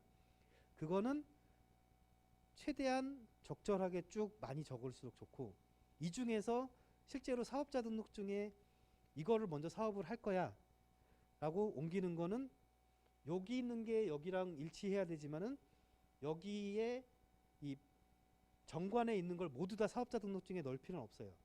이걸 왜 말씀드리냐면 처음에는 요거랑 똑같아야 된다고 생각해서 똑같이 해놨다가 나중에 나 이것도 해봐야 되겠네 이것도 할 수 있겠네 그래서 늘리면 그때마다 이 정관을 바꿔야 되는 거예요. 그럼 그때마다 돈이 들죠. 그래서 처음에 정관에다가 할 그 업무에 대해서는 좀 많이 리스트업을 해놓고 그 다음에 사업자 등록증에서는 조금 적어놨다가 확장해가는 식으로. 의료기기 하시는 분은 되게 중요한 게 의료기기는 사업자 등록증에 허가받지 않은 인허가가 끝나지 않은 품목에 대해서 사업하겠다고 적으면은 제조업 허가가 안 났는데 적으면 안 됩니다. 사업자 등록이 안 나와요. 근데 정관에는 써놓을 수 있는 거죠. 정관이 사업자 등록증이 아니니까. 그래서 그 부분 좀 유념해 주시면 되고요. 그래서 법인 설립하고 사업자 등록하고 좀 구분하셔야 되고, 세무회계 계약할 때 주의사항 말씀드렸고, 자본금 관리에서 제일 중요한 사항이 요건데요. 요거 퀴즈에도 나올 겁니다, 뒤에. 요거 뒤에서 조금 더 자세히 설명드릴게요. 지분관리 주의사항하고 각종 기업 인증 주의사항, 이런 것들 많이 말씀드렸고, 홈페이지 준비사항. 의료기기 하실 거면은 최근에 되게 복잡해졌죠. 의료기기 광고 관련해서 뭐 사전심의 어쩌고저쩌고 위헌이다, 뭐 다시 준비한다, 이런 게 있었잖아요. 저희도 좀 애매한데, 의료기기 회사는 홈페이지 만들 때 되게 힘들어요. 우리가 이런 걸 만드는데 이게 이런 게 효과가 있을 거다라고 쓰는 순간 불법입니다. 벌금 맞아요. 그래서 의료기기는 홈페이지 만들 때, 지금 저희도 홈페이지 다시 좀 리뉴얼하고 있는데 회원가입 형태를 넣어놓으시는 게 좋아요. 옛날에는 그 분들이 대부분 홈페이지를 맨 처음에 한글로 안 만들었어요. 영문으로만 만들었거든요. 그럼 이제 뭐 효과에 대한 거를 공표한 게 아니잖아요, 한국에는. 그래서 그걸 살짝 편법적으로 피하셨는데 최근에 그것도 안 된다고 했어요. 그래서 영문으로도 만들어도 안 되고요. 홈페이지 만들려면 이렇게 만드셔야 돼요. 회원가입 라인 만들고, 가입한 회원 레벨에 따라서 볼 수 있는 정보를 보여주고, 그 중에서 특히 어떤 일반인들이 왔을 때 내가 이런 거 개발하고 있는데 이게 이런 효과가 있을 거야 라고 표현하면 안 돼요. 표현하고 싶으면 사전 광고 심의를 받아야 돼요. 의료기기 사전 광고 심의. 근데 그게 뭐 비싸거나 그러진 않아요. 한 20-30만 원 주면은 받을 수 있는데 바꿀 때마다 또 받아야 돼요. 그래서 홈페이지 만드실 때 의료기기 쪽은 특히 제가 말씀드렸듯이 이렇게 홈페이지 회원가입 형태 만들고 회원 레벨에 따라서 보여주고, 일반인들은 회사의 일반적인 사항만 볼 수 있게 해놓으시고, 어떤 효과나 그런 거에 대한 표현이 있는 것들은 홈페이지에 일반인들은 접근하지 못하게 해놔야 돼요. 그러면 해결이 되더라고요. 저희도 지금 바꾸고 있어요. 저희는 처음에 저희 홈페이지 만들 때 위헌 결정이 났었어요. 그 광고, 의료기기 광고 사전 심의가 위헌이다. 그래서 안 해도 되는 걸로 생각해서 지금 했었고, 특히나 이런 뭐 효과가 있다 이런 표현들을 다 뺐었고, 우리는 이런 거 개발하고 있다. 근데 이게 이런 효과가 있다라는 거는 논문으로 다 보여줬어요. 논문에 이런 논문 발표가 있다라고만 표현을 해놔서 피했는데, 지금 다시 식약처에서 다시 법 만들고 있어서 이제 곧 시행될 거라서 그거 꼭 주의하셔야 돼요. 의료기기가 항상 이런 게 문제죠. 법하고 이런 것들이 어려워서. 그래서 홈페이지 만드실 때 준비하셔야 되고요. 그 다음에 청년 기술 창업의 핵심 고려사항 인건비 문제는 아까 말씀드렸던 것처럼 초기에 대표랑 임원이 인건비를 가져갈 것인지 안 가져갈 것인지 그거에 따라서 자본금 규모나 이런 거 설정을 해야 되고, 실제로 회사 운영비라고 하는데요. R&D 비용은 많이 다른 데 지원을 받을 수가 있는데, 회사 운영비 뭐냐 하면은 이 임대료하고 임원의 인건비, 그런 부분은 지원이 잘 안 돼요. 그래서 그런 부분들을 좀 고려를 해서 자본금을 설정을 하시는 거를 추천드립니다. 자, 그다음에 요거는 이제 재무적인 부분인데요. 이 기본적으로 자산이라고 하면은 회사의 총 재산인데 이게 부채하고 자본으로 구성되어 있어요. 이거 용어를 잘 익혀두셔야 돼요. 자산, 자본, 그 다음에 자본금, 이게 다 다른 말이에요. 여기 이렇게 보시면 자산은 부채 더하기 자본으로 되는데요. 항상 이건 맞아야 돼요. 그래서 부채 더하기 자본은 자산이고, 자산은 부채 더하기 자본이고요. 자본금은 다른 얘기예요. 예를 들어서 우리가 뭐 이렇게 투자를 받잖아요. 투자를 받으면 뭐 액면가가 500원이었는데 투자를 액면가의 5배로 투자를 받잖아요. 그러면은 자본금은 액면가의 개수만큼만 올라가요. 그럼 차익이 생기죠. 자, 이렇게 말씀드릴게요. 간단하게 액면가가 500원짜리 주식으로 내가 처음에 설정을 했어요. 회사 창업을 할 때. 근데 처음에 투자를 받을 때 발행가 1,000원. 그러니까 500원짜리 주식을 1,000원에 사겠다라고 판 거예요. 이제 투자금을 받는다는 얘기는. 그러면은 자본금은 예를 들어서 이 사람이 1,000원에 10주를 샀어요. 10,000원. 그러면은 자본금이 10,000원 늘어나는 게 아니고요. 500원이 10주니까 5,000원만 자본금이 늘어나고, 나머지 금액은 주식 발행 초과금이라고 해서 이렇게 생각하면 돼요. 내가 주식을 팔았다. 주식이라는 물건을 팔았다. 500원짜리 주식을 1,000원에 팔았다 생각하시면 돼요. 그러면 자본금은 액면가 곱하기 주식 판 발행 개수만큼만 올라가는 거고요. 나머지는 주식 발행 초과금이에요. 그래서 투자를 받으면 받을수록 자본금은 증가하죠. 자본금 말고 주식 발행 초과금도 증가하는 거예요. 그래서 우리가 쓸 수 있는 돈은 실질적으로는 요 돈만 쓸 수 있는 거라고 생각하면 돼요. 원래는.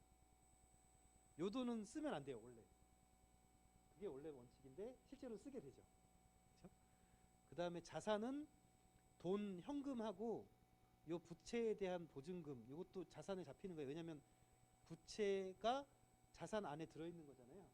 이게 이렇게 매칭되게 돼 있어요. 이게 재무회계 쪽을 좀 공부하시면 쉽게 이해하실 텐데 나중에 기회 되시면 공부하시고, 그 다음에 이제 우리가 일반적으로 얘기하는 고정자산, 유동자산 같은 것들이 잡히고, 그 다음에 상품이 있고, 이게 기본 개념이에요. 이거 어디 가서 창업 준비하신다 그러면 부채가 뭐고, 자본금이 뭐고, 자본이 뭐고, 자산이 뭔지는 개념을 잡고 계셔야 돼요. 이걸 개념을 잡고 나면 뒤에 이제 좀 더 이걸 지금 말씀드릴게요. 이게 회사 운영하는데 제일 중요한데요. 대표이사가 가장 신경 써야 될 게 이거예요. 이 부채가 1억이고 자본이 2억이면 자산이 3억이잖아요. 근데 내가 돈을 막 썼어요. 그래서 이익잉여금이 지금 계속 마이너스 2억 2천 정도. 그러니까 아직 이거는 팔아서 돈을 들어온 건 없는데, 아니면 돈이 들어왔더라도 나간 돈이 훨씬 많은 거예요. 그러면 이익잉여금이라는 게 이게 지금은 이익잉여금이 아니고 손해죠. 손해가 2억 2천 났어요. 근데 처음에 자본금에다가 주식 발행 초과금까지 해서 2억 있었는데 요거 쓴 게 마이너스 2천이 된 거죠. 그럼 이 자본이 마이너스 되는 거를 자본 잠식이라고 그래요. 상장 회사 같은 경우는 자본 잠식이 되면 보통 이제 상장 폐지를 할 것이냐 말 것이냐 뭐 그런 것들이 논의가 되죠. 네. 예. 죄송합니다. 그래서 부채라는 거는 이제 차입금 들여오고 뭐 이렇게 물건을 샀는데 아직 돈을 안 준 거, 예상한 거 뭐 이런 것들도 다 부채로 잡히는 거죠. 그리고 아까 말씀드렸듯이 자산은 부채 더하기 자본이라고 그랬잖아요. 그러면 부채가 이렇게 있고 자본이 이렇게 있으면 합치면은 이렇게 되잖아요. 그러면은 요 얘기는 무슨 얘기냐면 아까 말씀드렸듯이 요 자본이 잠식되고 있다라는 뜻이고, 제일 중요한 게 요게 이 자산보다 능가하게 되면은 완전 자본 잠식이라고 그러거든요. 완전 자본 잠식. 완전 자본 잠식이 되면은 그 회사는 망한 거라고 생각하시면 돼요. 근데 흑자인데도 그렇게 될 수도 있어요. 아무튼 그래서 요거를 항상 관리를 해야 되는데, 특히 왜 관리를 해야 되냐면 아까 말씀드렸듯이 의료기기는 국가 R&D 비용이나 이런 걸 받아야 되는데, 완전 자본 잠식이 되는 순간 기존에 진행하던 국책 사업이나 그런 게 다 올 스톱 돼요. 돈을 다시 다 뱉어내야 돼요. 그러니까 요거를 매년 연말마다 잘 맞춰놔야 되는 거죠. 근데 초기 스타트업 같은 경우, 초기 창업기업 같은 경우는 돈을 계속 쓸 수밖에 없잖아요. 특히 의료기기 같은 경우는 한 몇 년 동안 돈을 벌지는 못하고 계속 쓰게 되니까 자본 잠식은 될 수밖에 없어요. 근데 완전 자본 잠식이 되면 다른 그냥 자본 잠식 되는 경우에는 3년 이하의 초기 창업기업은 국책사업 받는데 지장이 없거든요. 그냥 주는데 문제는 없는데, 완전 자본 잠식이 되면 그냥 올스톱이에요. 그래서 의료기기 초기 창업하시는 분들은 요거 관리를 꼭 해줘야 돼요. 관리하는 방법이 뭐냐? 아까 제가 땅을 사고 건물을 짓는 게 왜 좋냐라고 말씀드렸잖아요. 그거를 사는데 내가 차입금을 들여서, 예를 들어서 5억 차입금을 들여서 건물을 샀어요. 근데 그 건물이 10억이 됐어요. 그럼 부채는 5억이 그대로 유지되죠. 내가 아직 안 갚았으니까. 근데 자산이 처음에 5억만큼 샀던 땅이 나중에 어떻게 돼요? 10억이 돼 있죠. 그럼 부채는 그대로인데 자산이 늘었어요. 그 얘기는 무슨 뜻이에요? 자본이 늘었다는 거죠. 자본금 말고 여기 뭐 다른 거가 늘어나는 거 되는 거죠. 그렇기 때문에 그렇게 되면 이제 완전 자본 잠식이 될 일이 없는 거죠. 현금이 없더라도 땅값이 올라가거나 건물값이 올라가면 완전 자본 잠식을 가만히 있어도 지켜지는 거예요. 그러면은 나중에 R&D 비용이나 이런 거 지원받거나 하는데 상장하는데 아무 문제가 없게 되는 거죠. 그래서 그런 거를 끊임없이 관리해야 되고 그거를 계속 체크를 해야 돼요. 이거는 대표이사밖에 신경 안 써요. 재무이사가 이제 제대로 된 분이 오면은 이제 신경을 쓰시겠지만 대표이사가 끊임없이 체크해야 돼요. 초기에는. 이거를 제가 왜 말씀드리냐면 실제로 국책사업까지 6억을 따신 분인데 저거를 숫자를 실수가 해가지고 투자금이 하루 차이로 늦게 들어온 거예요. 12월 31일 날 들어오기로 돼 있었는데 그 은행에서 투자금이 한번 거쳐서 이렇게 들어오는데 이 큰 돈이니까 하루 묵었다 들어오잖아요.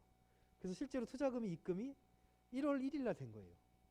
근데 재무회계표는 12월 31일 기준으로 무조건 계산되잖아요. 그러니까 완전 자본 잠식이 된 거예요. 서류상으로. 투자금이 있었는데도. 그래서 6억짜리 과제를 날리고 나머지 과제도 올스톱. 그러면 손해가 몇십억이 나죠. 그런 경우가 있었어요. 실제로. 이거를 실수한 거죠. 깜빡하고. 그 투자금 들어올 거니까 상관없다고 생각하고. 근데 이 정부 쪽 일은 행정 쪽 일은 숫자 1 차이 안 봐줘요. 12월 31일 날 이미 투자 계획 다 돼 있고 통장 여기 들어와 있고 이체만 안 된 건데 안 되는 거예요. 스톱됐어요. 그래서 요거를 되게 잘 체크를 하고 계셔야 돼요. 대표이사님. 요거 실수하시는 경우 되게 많아요.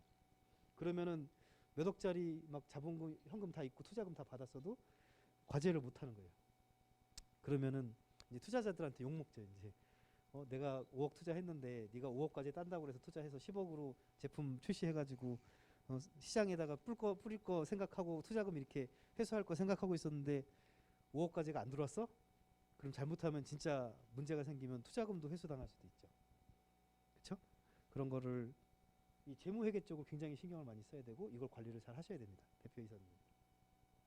재무이사님이나 그런 분이 한 분 빠릿빠릿하신 분이 딱 붙어 있으면 그럼 좀 괜찮죠. 신경 안 쓰셔도 되고. 그 다음에 창업 초기에 해야 될 일이 아까 말씀드린 재무회계 쪽인데 이게 일반적인 코스잖아요. 이 용어들 많이 들어보셨어요? 여기에 있는 용어들은 다 뭔지 아셔야 돼요. 기본이에요. 엔젤 투자, 뭐 지인 투자, 시드머니, 그 다음에 프리 시리즈 A, 시리즈 B, 뭐 시드머니, 프리 시드머니 이런 용어들은 매자민 단계 뭐 이런 것들은 아주 기본적인 용어니까 아셔야 되고 IPO 주식 공개 상장 이런 것들도 어디 가서 분명히 투자자분들이 IPO가 어쩌고저쩌고 막 말씀하시고 시리즈 A가 어쩌고저쩌고 말씀하시는데 이걸 못 알아들으면은 투자 받을 준비가 전혀 안 돼 있는 거죠. 아주 기본 용어예요. 여기 있는 것들은. 자, 처음에 기업을 창업하고 나면 요거 FFF 이게 그 말장난으로 많이 말씀하시는데 저 FFF 뭔지 들어보셨어요? 저게 들어보셨어요? 하나는 패밀리, 하나는 프렌즈, 하나는 풀. 이게 우스갯소리인데 그러니까 가족, 친구, 그 다음에 바보가 이 엔젤 투자를 한다는 건데 이거는 이제 우스갯소리이긴 하고요. 왜 그러냐면 이때는 리스크가 큰 거예요. 예를 들어서 아직 시제품도 못 만들었어요. 근데 투자 받아야 되는 거예요. 이때가 이제 엔젤 투자나 시리즈 A, 그 시드 투자 받는 때거든요. 시드 투자는 보통 1억에서 2억 뭐 그 정도 받는 거예요. 근데 자기 돈이 있으면 이거 안 받는 게 좋아요. 왜냐하면 이 단계를 처음에 시드 투자, 그 다음에 기본 단계가 시드, 시리즈 A, 시리즈 B, 시리즈 C 이렇게 받는데요. 이렇게 받을 때마다 기업 가치가 계속 커져요. 그러면서 투자 받는 돈이 보통 평균적으로 시드 때는 뭐 1억 정도, 5천, 1억, 많으면 2억. 그 다음에 시리즈 A 때는 보통 뭐 20억, 50억 이렇게 투자를 받아요. 그 다음에 시리즈 B 올라가면 또 50억, 100억 뭐 이렇게 받는 거고 시리즈 C 가면은 더 많이 받죠. 근데 그게 기준이 그 금액을 대체적으로 지금 현재 내가 가지고 있는 주식의 10% 정도를 준다고 생각하시면 돼요. 그럼 생각해 봅시다. 시드 때의 10%는 1억밖에 안 돼요. 예를 들어서 1억을 받는다고 치면 시리즈 A 때의 10%는 20억짜리 값어치예요. 시리즈 B 때는 10%가 100억짜리 값어치예요. 그럼 내가 돈이 있으면은 초기 투자를 안 받을수록 좋죠. 지분을 계속 뺏기는 거잖아요. 주식을 계속 파는 거죠. 근데 내 돈이 있으면은 안 받으면 좋은데 왜 받냐? 왜 받을 것 같으세요? 이 받는 이유 아시겠어요? 내가 돈이 많아도 받아야 돼요. 엔젤 투자부터 시작해서 받는 게 좋아요. 조금이라도. 이 투자자분들이 결국은 그분들도 그분들의 네트워크가 있거든요. 내가 아무리 돈이 많아도 처음부터 시리즈 C에 가서 완성된 제품 갖고 500억 투자 받기 힘들어요. 왜냐하면 그분들은 검증이 안 됐으니까. 이분들이 생각하는 거는 앞 단계에서 기술 검증을 어느 정도 한다라고 생각하기 때문에 그거 믿고서는 또 스케일업해서 투자해주고 또 스케일업해서 투자해주고 하는 형태거든요. 그리고 자기네가 봤을 때 그 투자하시는 VC들의 리그에서도 기술성을 잘 분석하시는 또 기업들이 있고, 그럼 그분들을 많이 따라가기도 하고, 그분들이 투자했다 그러면 그 다음 투자 가기도 하고, 또 서로 소개시켜주고. 네트워크 문제예요, 네트워크 문제. 그래서 처음부터 나는 무조건 내가 10억이 있어. 우리 집 팔아가지고 10억이 있어. 10억 갖고 제품 다 만들어서 허가 다 받고 500억에 투자 받을래. 그러니까 안 돼요. 그래서 단계를 밟아서 가야 돼요. 그래서 스케일업이라고 그러는 거예요.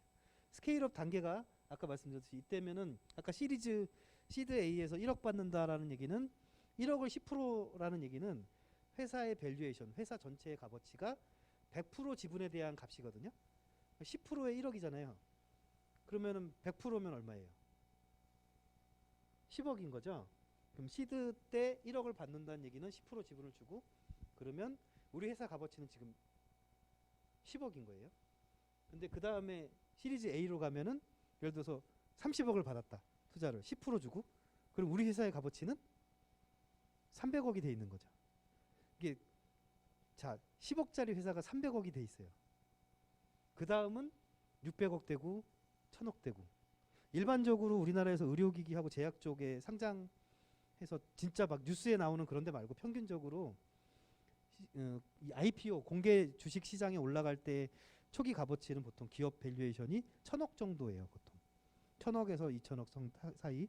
물론 아주 파급 효과가 크고 엄청난 아이템 같은 경우는 또 말도 안 되게 크게 시작은 하죠. 근데 평균 잡았을 때 그렇고, 보통 시리즈 A 때의 기업 밸류에이션 아까 말씀드렸듯이 뭐 300억 정도에서 500억 사이 정도로 평균이 돼 있어요. 물론 아이템마다 틀리긴 한데 그 단계를 밟아 가야 되고, 여기서 FFF에서 풀릿이라고 불리는 이유는 리스크를 그만큼 짊어지기 때문에 그렇긴 한데, 그래서 이거를 좀 저는 좀 바꾸고 싶어요. 자꾸 이거 풀릿이라고 하니까 마치 엔젤 투자 하시는 분들이 나는 바본가? 라는 인식을 받게 되잖아요. 근데 이게 되게 필요하거든요. 처음에 시작하실 때 제일 필요한 부분 중에 하나예요. 알겠습니다. 그래서 여기 있는 용어들을 다 익히시고, 그 다음에 요 FFF에서 저도 지금 이제 지인분들 통해서 투자를 처음에 당연히 받았고, 지금 저희는 프리 시리즈 A라고 그래서 지금 2억하고 4억에서 한 6억 정도, 7억 정도 이렇게 투자를 받을 예정이에요. 그 다음에 이제 시리즈 A 때는 이제 이너가르를 다 받고 나면은 시리즈 A로 넘어가겠죠.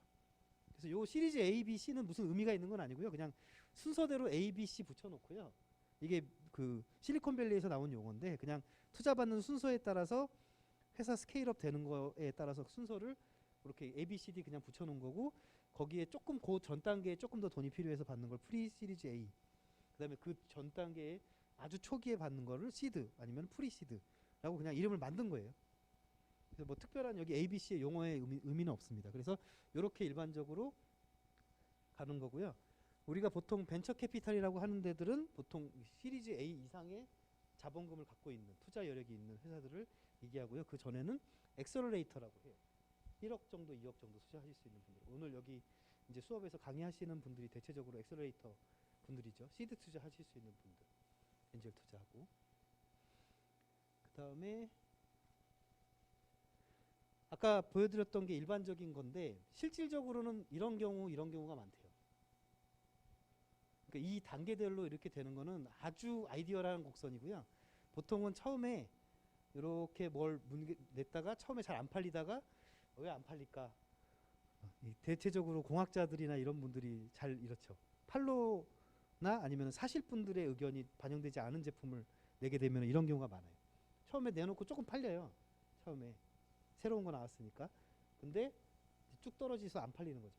그럼 이제 피버팅이라고 해서 아이템을 변경을 하거나 다른 방향으로 사업을 다시 바꾸어야 되는 그런 경우들이 많이 생기고요. 그래서 이렇게 많이 된다고 합니다. 그리고 이렇게 가라앉았다가 다시 위기 극복을 실패하는 경우, 성공하는 경우의 차이는 자료를 보시면은 어떻게 극복을 했는지에 대한 개체적인 자료가 있으니까는 참고해 주시면 되고요. 뒤에 이제 다른 분들이 아마 이런 내용에 대해서 좀 더 자세히 설명을 드릴 거라고 생각이 되고, 마지막으로 이제 창업하고 나서 어느 정도 이제 제품이 개발되는 단계에서 대표이사나 회사에서 꼭 신경을 써야 되는 것들이 아까 말씀드렸던 이 자산 마련을 통한 재무 안전성 확보, 전액 잠식이 안 돼야 되니까. 그래서 자산을 계속 만들어야 된다는 거고, 그다음에 자금 확보를 통해서 끊임없이 투자금을 확보하는 거고, 그다음에 의료기기 같은 경우는 최근에 이걸 많이 요구를 해요. 의료기기는 짧아도 3년, 4년에 제품이 출시가 되니까는 그 사이에 계속 매출이 없잖아요. 그래서 캐시플로우로 할 수 있는 어느 정도의 돈을 현금을 유통시킬 수 있는 아이템들에 대한 요구가 많이 있어서 저희도 지금 다음 달이나 다다음 달에 저희가 가지고 있는 기술을 적용한 일반 공산품 출시를 할 거거든요. 의료기기 쪽에 대한 부분들은 지금 VC들이나 이런 분들이 투자하시는 분들이 대부분 이걸 요구를 하세요. 최근 추세가. 그래서 그 처음부터 아예 캐시플로우 제품을 먼저 출시하실 계획을 잡으시던가 메인 아이템 말고 캐시플로우를 할 수 있는 간단한 아이템을 같이 준비를 하시고 개발을 하시는 거를 추천드립니다. 저희가 샘플을 보여드리기로 했었는데 시간이 다 됐나요? 1분이요? 요거는 치고 혹시 제가 준비한 자료 중에서 5분 정도 더 해도 될까요?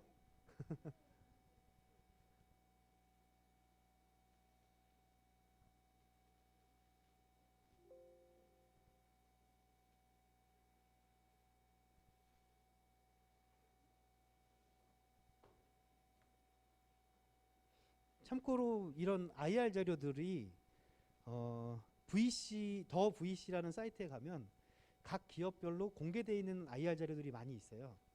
그거를 보시면은 좀 많이 도움이 될 것 같습니다. 지금 자료를 되게 많이 준비했었는데 저희 거 중에서 사업계획서 샘플 1 먼저 아주 초기 거 있거든요. 그 밑에 줄이요. 더 밑에 줄이요. 예.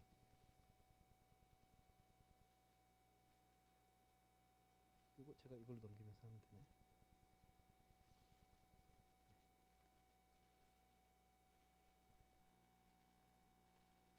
넘겨지나요 이게?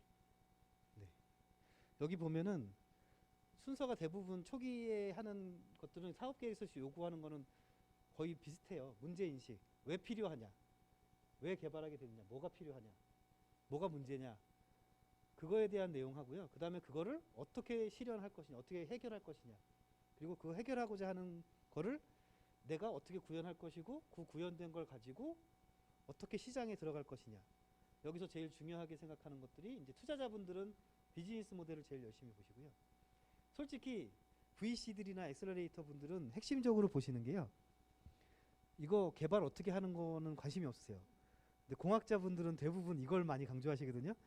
이거에 아무 관심 없으세요. 그분들 생각은 이거 당연히 네가 공학자고 네가 이거 전문가인데 만들겠지.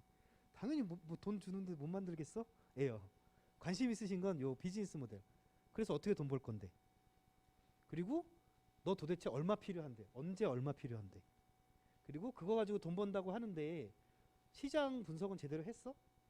니네가 경쟁사랑 어떤 경쟁력이 있어? 요거에 더 관심이 많으시고요. 요거 제일 관심 많으신 건 요거. 얼마 필요하고 언제 필요하고 그거 내가 줬을 때 니네가 언제 제품화해서 나한테 어떻게 피드백 줄 것인지에 관심이 있으세요. 이게 1순위. 그 다음에 두 번째가 이제 시장 어떻게 들어갈 것이고 어떻게 할 것이고 세 번째가 왜 만들고 뭐 만드는데 이고요. 개발 어떻게 할 것인지는 정말 관심이 없으세요. 근데 개발자는 항상 이걸 강조하거든요. 저도 항상 그런 시행착오를 겪었어요. 그래서 나중에 이거 쓰실 때 이렇게 보통 순서대로 이렇게 신경을 쓰다 보니까 여기를 대충 써요. 대부분의 공학자들이나 이렇게 대표이사님들이 거꾸로 쓰세요. 밑에서부터 쓰세요. 밑에서부터 쓰세요. 이거는 노하우입니다. 앞에서부터 쓰면 여기 가서 허술하게 돼가지고 투자하시는 분들이나 이런 분들 관심이 없어요. 자, 근데 아까 이거 말씀드리는 건 이제 IR 쪽이고 투자자분한테 할 때는 이쪽을 제일 강조해야 되고요. 이런 사업계획서, 국제과제 R&D 비용 받을 때는 요게 또 제일 중요하죠. 어떻게 개발할 것이냐. 그래서 내가 지금 내는데 프로포절 내는 데가 어디냐에 따라서 그걸 초점을 정확하게 잡고 작성하셔야 돼요. 처음에 보면은 이런 거 내용이 뒤에 가면은 앞에는 막 엄청 뭐 많이 써놨어요. 계획도 막 원점이 잡고. 근데 뒤에 가면은 요 뒤에 뭐 어떻게 확보하고 이런 내용들이 되게 허술하거든요. 저도 초기에 똑같았어요. 이런 거. 요게 제일 중요한데 뭐 표도 없고 없잖아요. 별 내용이. 이게 눈에 들어오는 게 없는 거예요. 그 다음에 이제 집행 계획이나 이런 거는 계획서에서 요구하는 거니까 이렇게 되는데. 그래서 거꾸로 쓰시는 거를 추천드리고요. 요거 되게 초기 버전이고 지금 나중 버전을 보여드리면 아이고.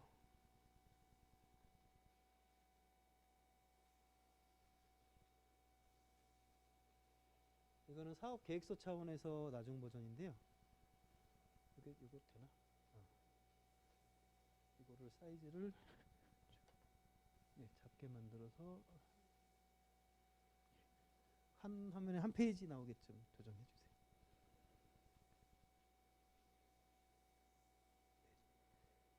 처음에 기술 기호 이런 부분들은 이제 많이 줄였죠. 이제 한 페이지가 안 돼요.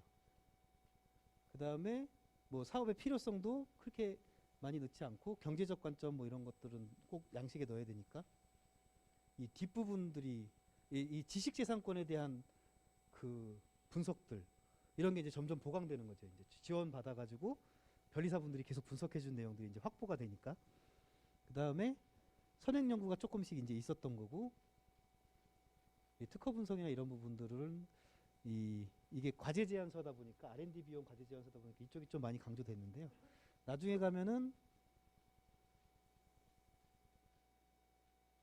여기 아까 제가 말씀드렸듯이 예상 매출 총액 계산하는데요.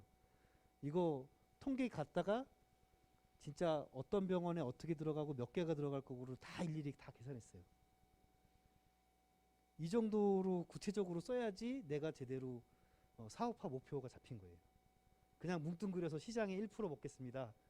뭐 그런 거는 사업화 계획을 안 세운 거라고 생각하시면 돼요. 그 다음에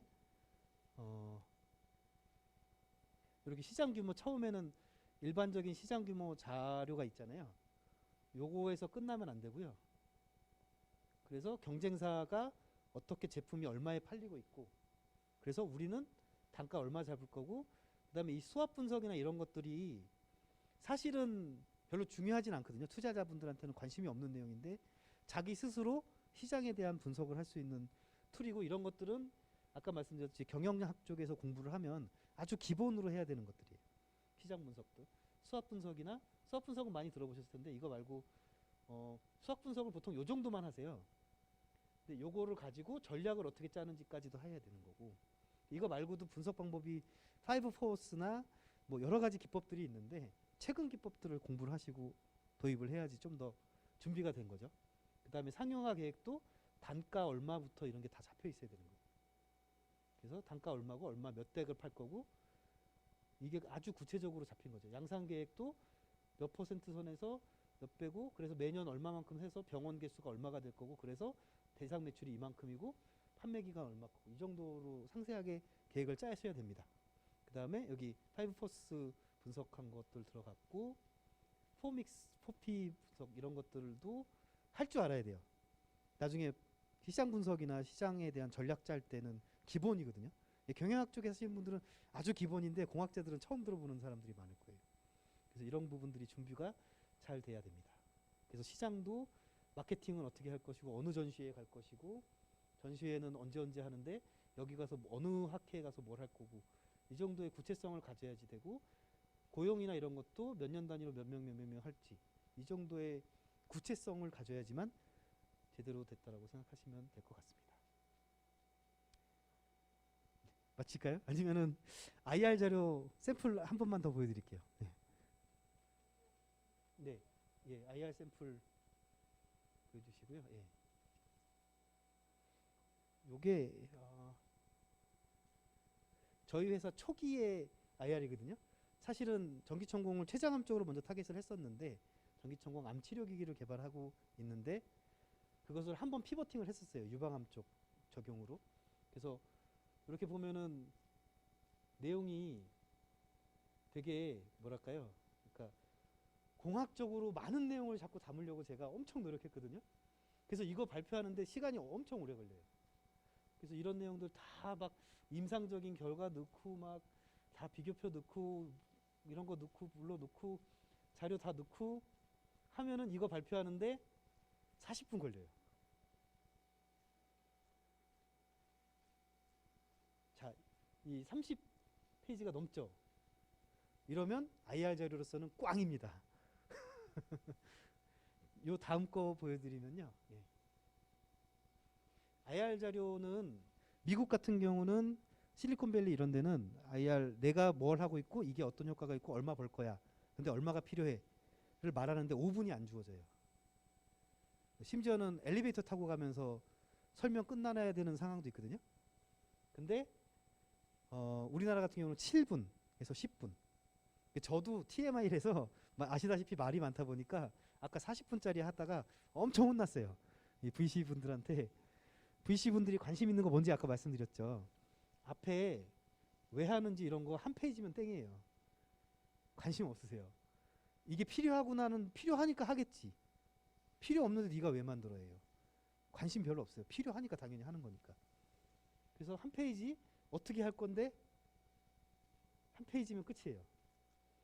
그 다음에 니네는 무슨 실력이 있는데 사실 이것도 지금 조금 초기 버전이라서 여기 이렇게 돼 있으면 안 되고요.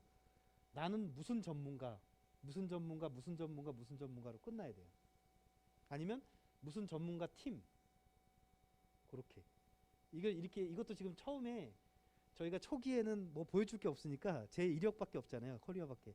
그래서 초기에 이런 게 많이 더 썼던 건데 그 다음에 기업 개요 같은 거 써주고 이것도 사실은 좀 많이 혼났어요. 이렇게 쭉 너무 나열하지 말라고. 제가 자랑하고 싶은 게 너무 많다 보니까 많이 썼는데 그 다음에 뭐 특허 이런 거는 이렇게 한 페이지 정도. 그 다음에 우리가 왜 잘할 수 있는지 한 페이지. 이거 발표하는데 딱 7분 걸리거든요. 그 다음에 디벨롭먼트 어떻게 할 것인지 뭐 여기 기술 어떻게 저쪽 기술 뭐 자세하게 쓸 필요 없어요. 관심도 없으시고 그건 네가 당연히 해야 될 거고 네가 잘할 거야. 그래서 요 부분들 이제 어떻게 커머셜라이제이션 할지 어떻게 시장에 진입해 가려고 하는지 그래서 돈을 어떻게 벌려고 그러고 그래서 돈이 언제 얼마가 필요하고 언제 엑시트 할 건데 요게 제일 관심 있으신 분이에요. 그래서 요것도 저희가 지원받아가지고 이거 만드는데 돈을 많이 지원을 받아서 한 10대 번 IR 하고 다시 수정해서 만든 거예요. 저도 지금 많이 트레이닝을 받아서 그 다음에 이게 제일 중요하죠. 얼마 벌 건데 언제쯤 니네가 얼마를 나한테 돌려줄 수 있어. 그러니까 제일 관심 있어요. VC들은. 아까 말씀드렸어요. 연구개발과제 프로포절을 내느냐는 개발을 어떻게 구현할 것이냐를 상세하게 쓰는 게 중요하고 IR을 할 때는 얼마가 필요하고 언제 필요하고 그래서 얼마를 벌 수 있고 언제 피드백이 될 것인지가 제일 중요합니다. 그래서 요 뒤에 교육도 아마 그런 쪽으로 계속 초점이 맞춰져 있을 것 같아요. 그래서 이런 샘플들 간단하게 보여드렸으니까는 참고하셔가지고 이제 저보다는 조금 더 시행착오를 덜 겪으시면서 준비를 잘 하실 수 있기를 바라겠습니다. 장시간 들어주셔서 감사합니다. 감사합니다.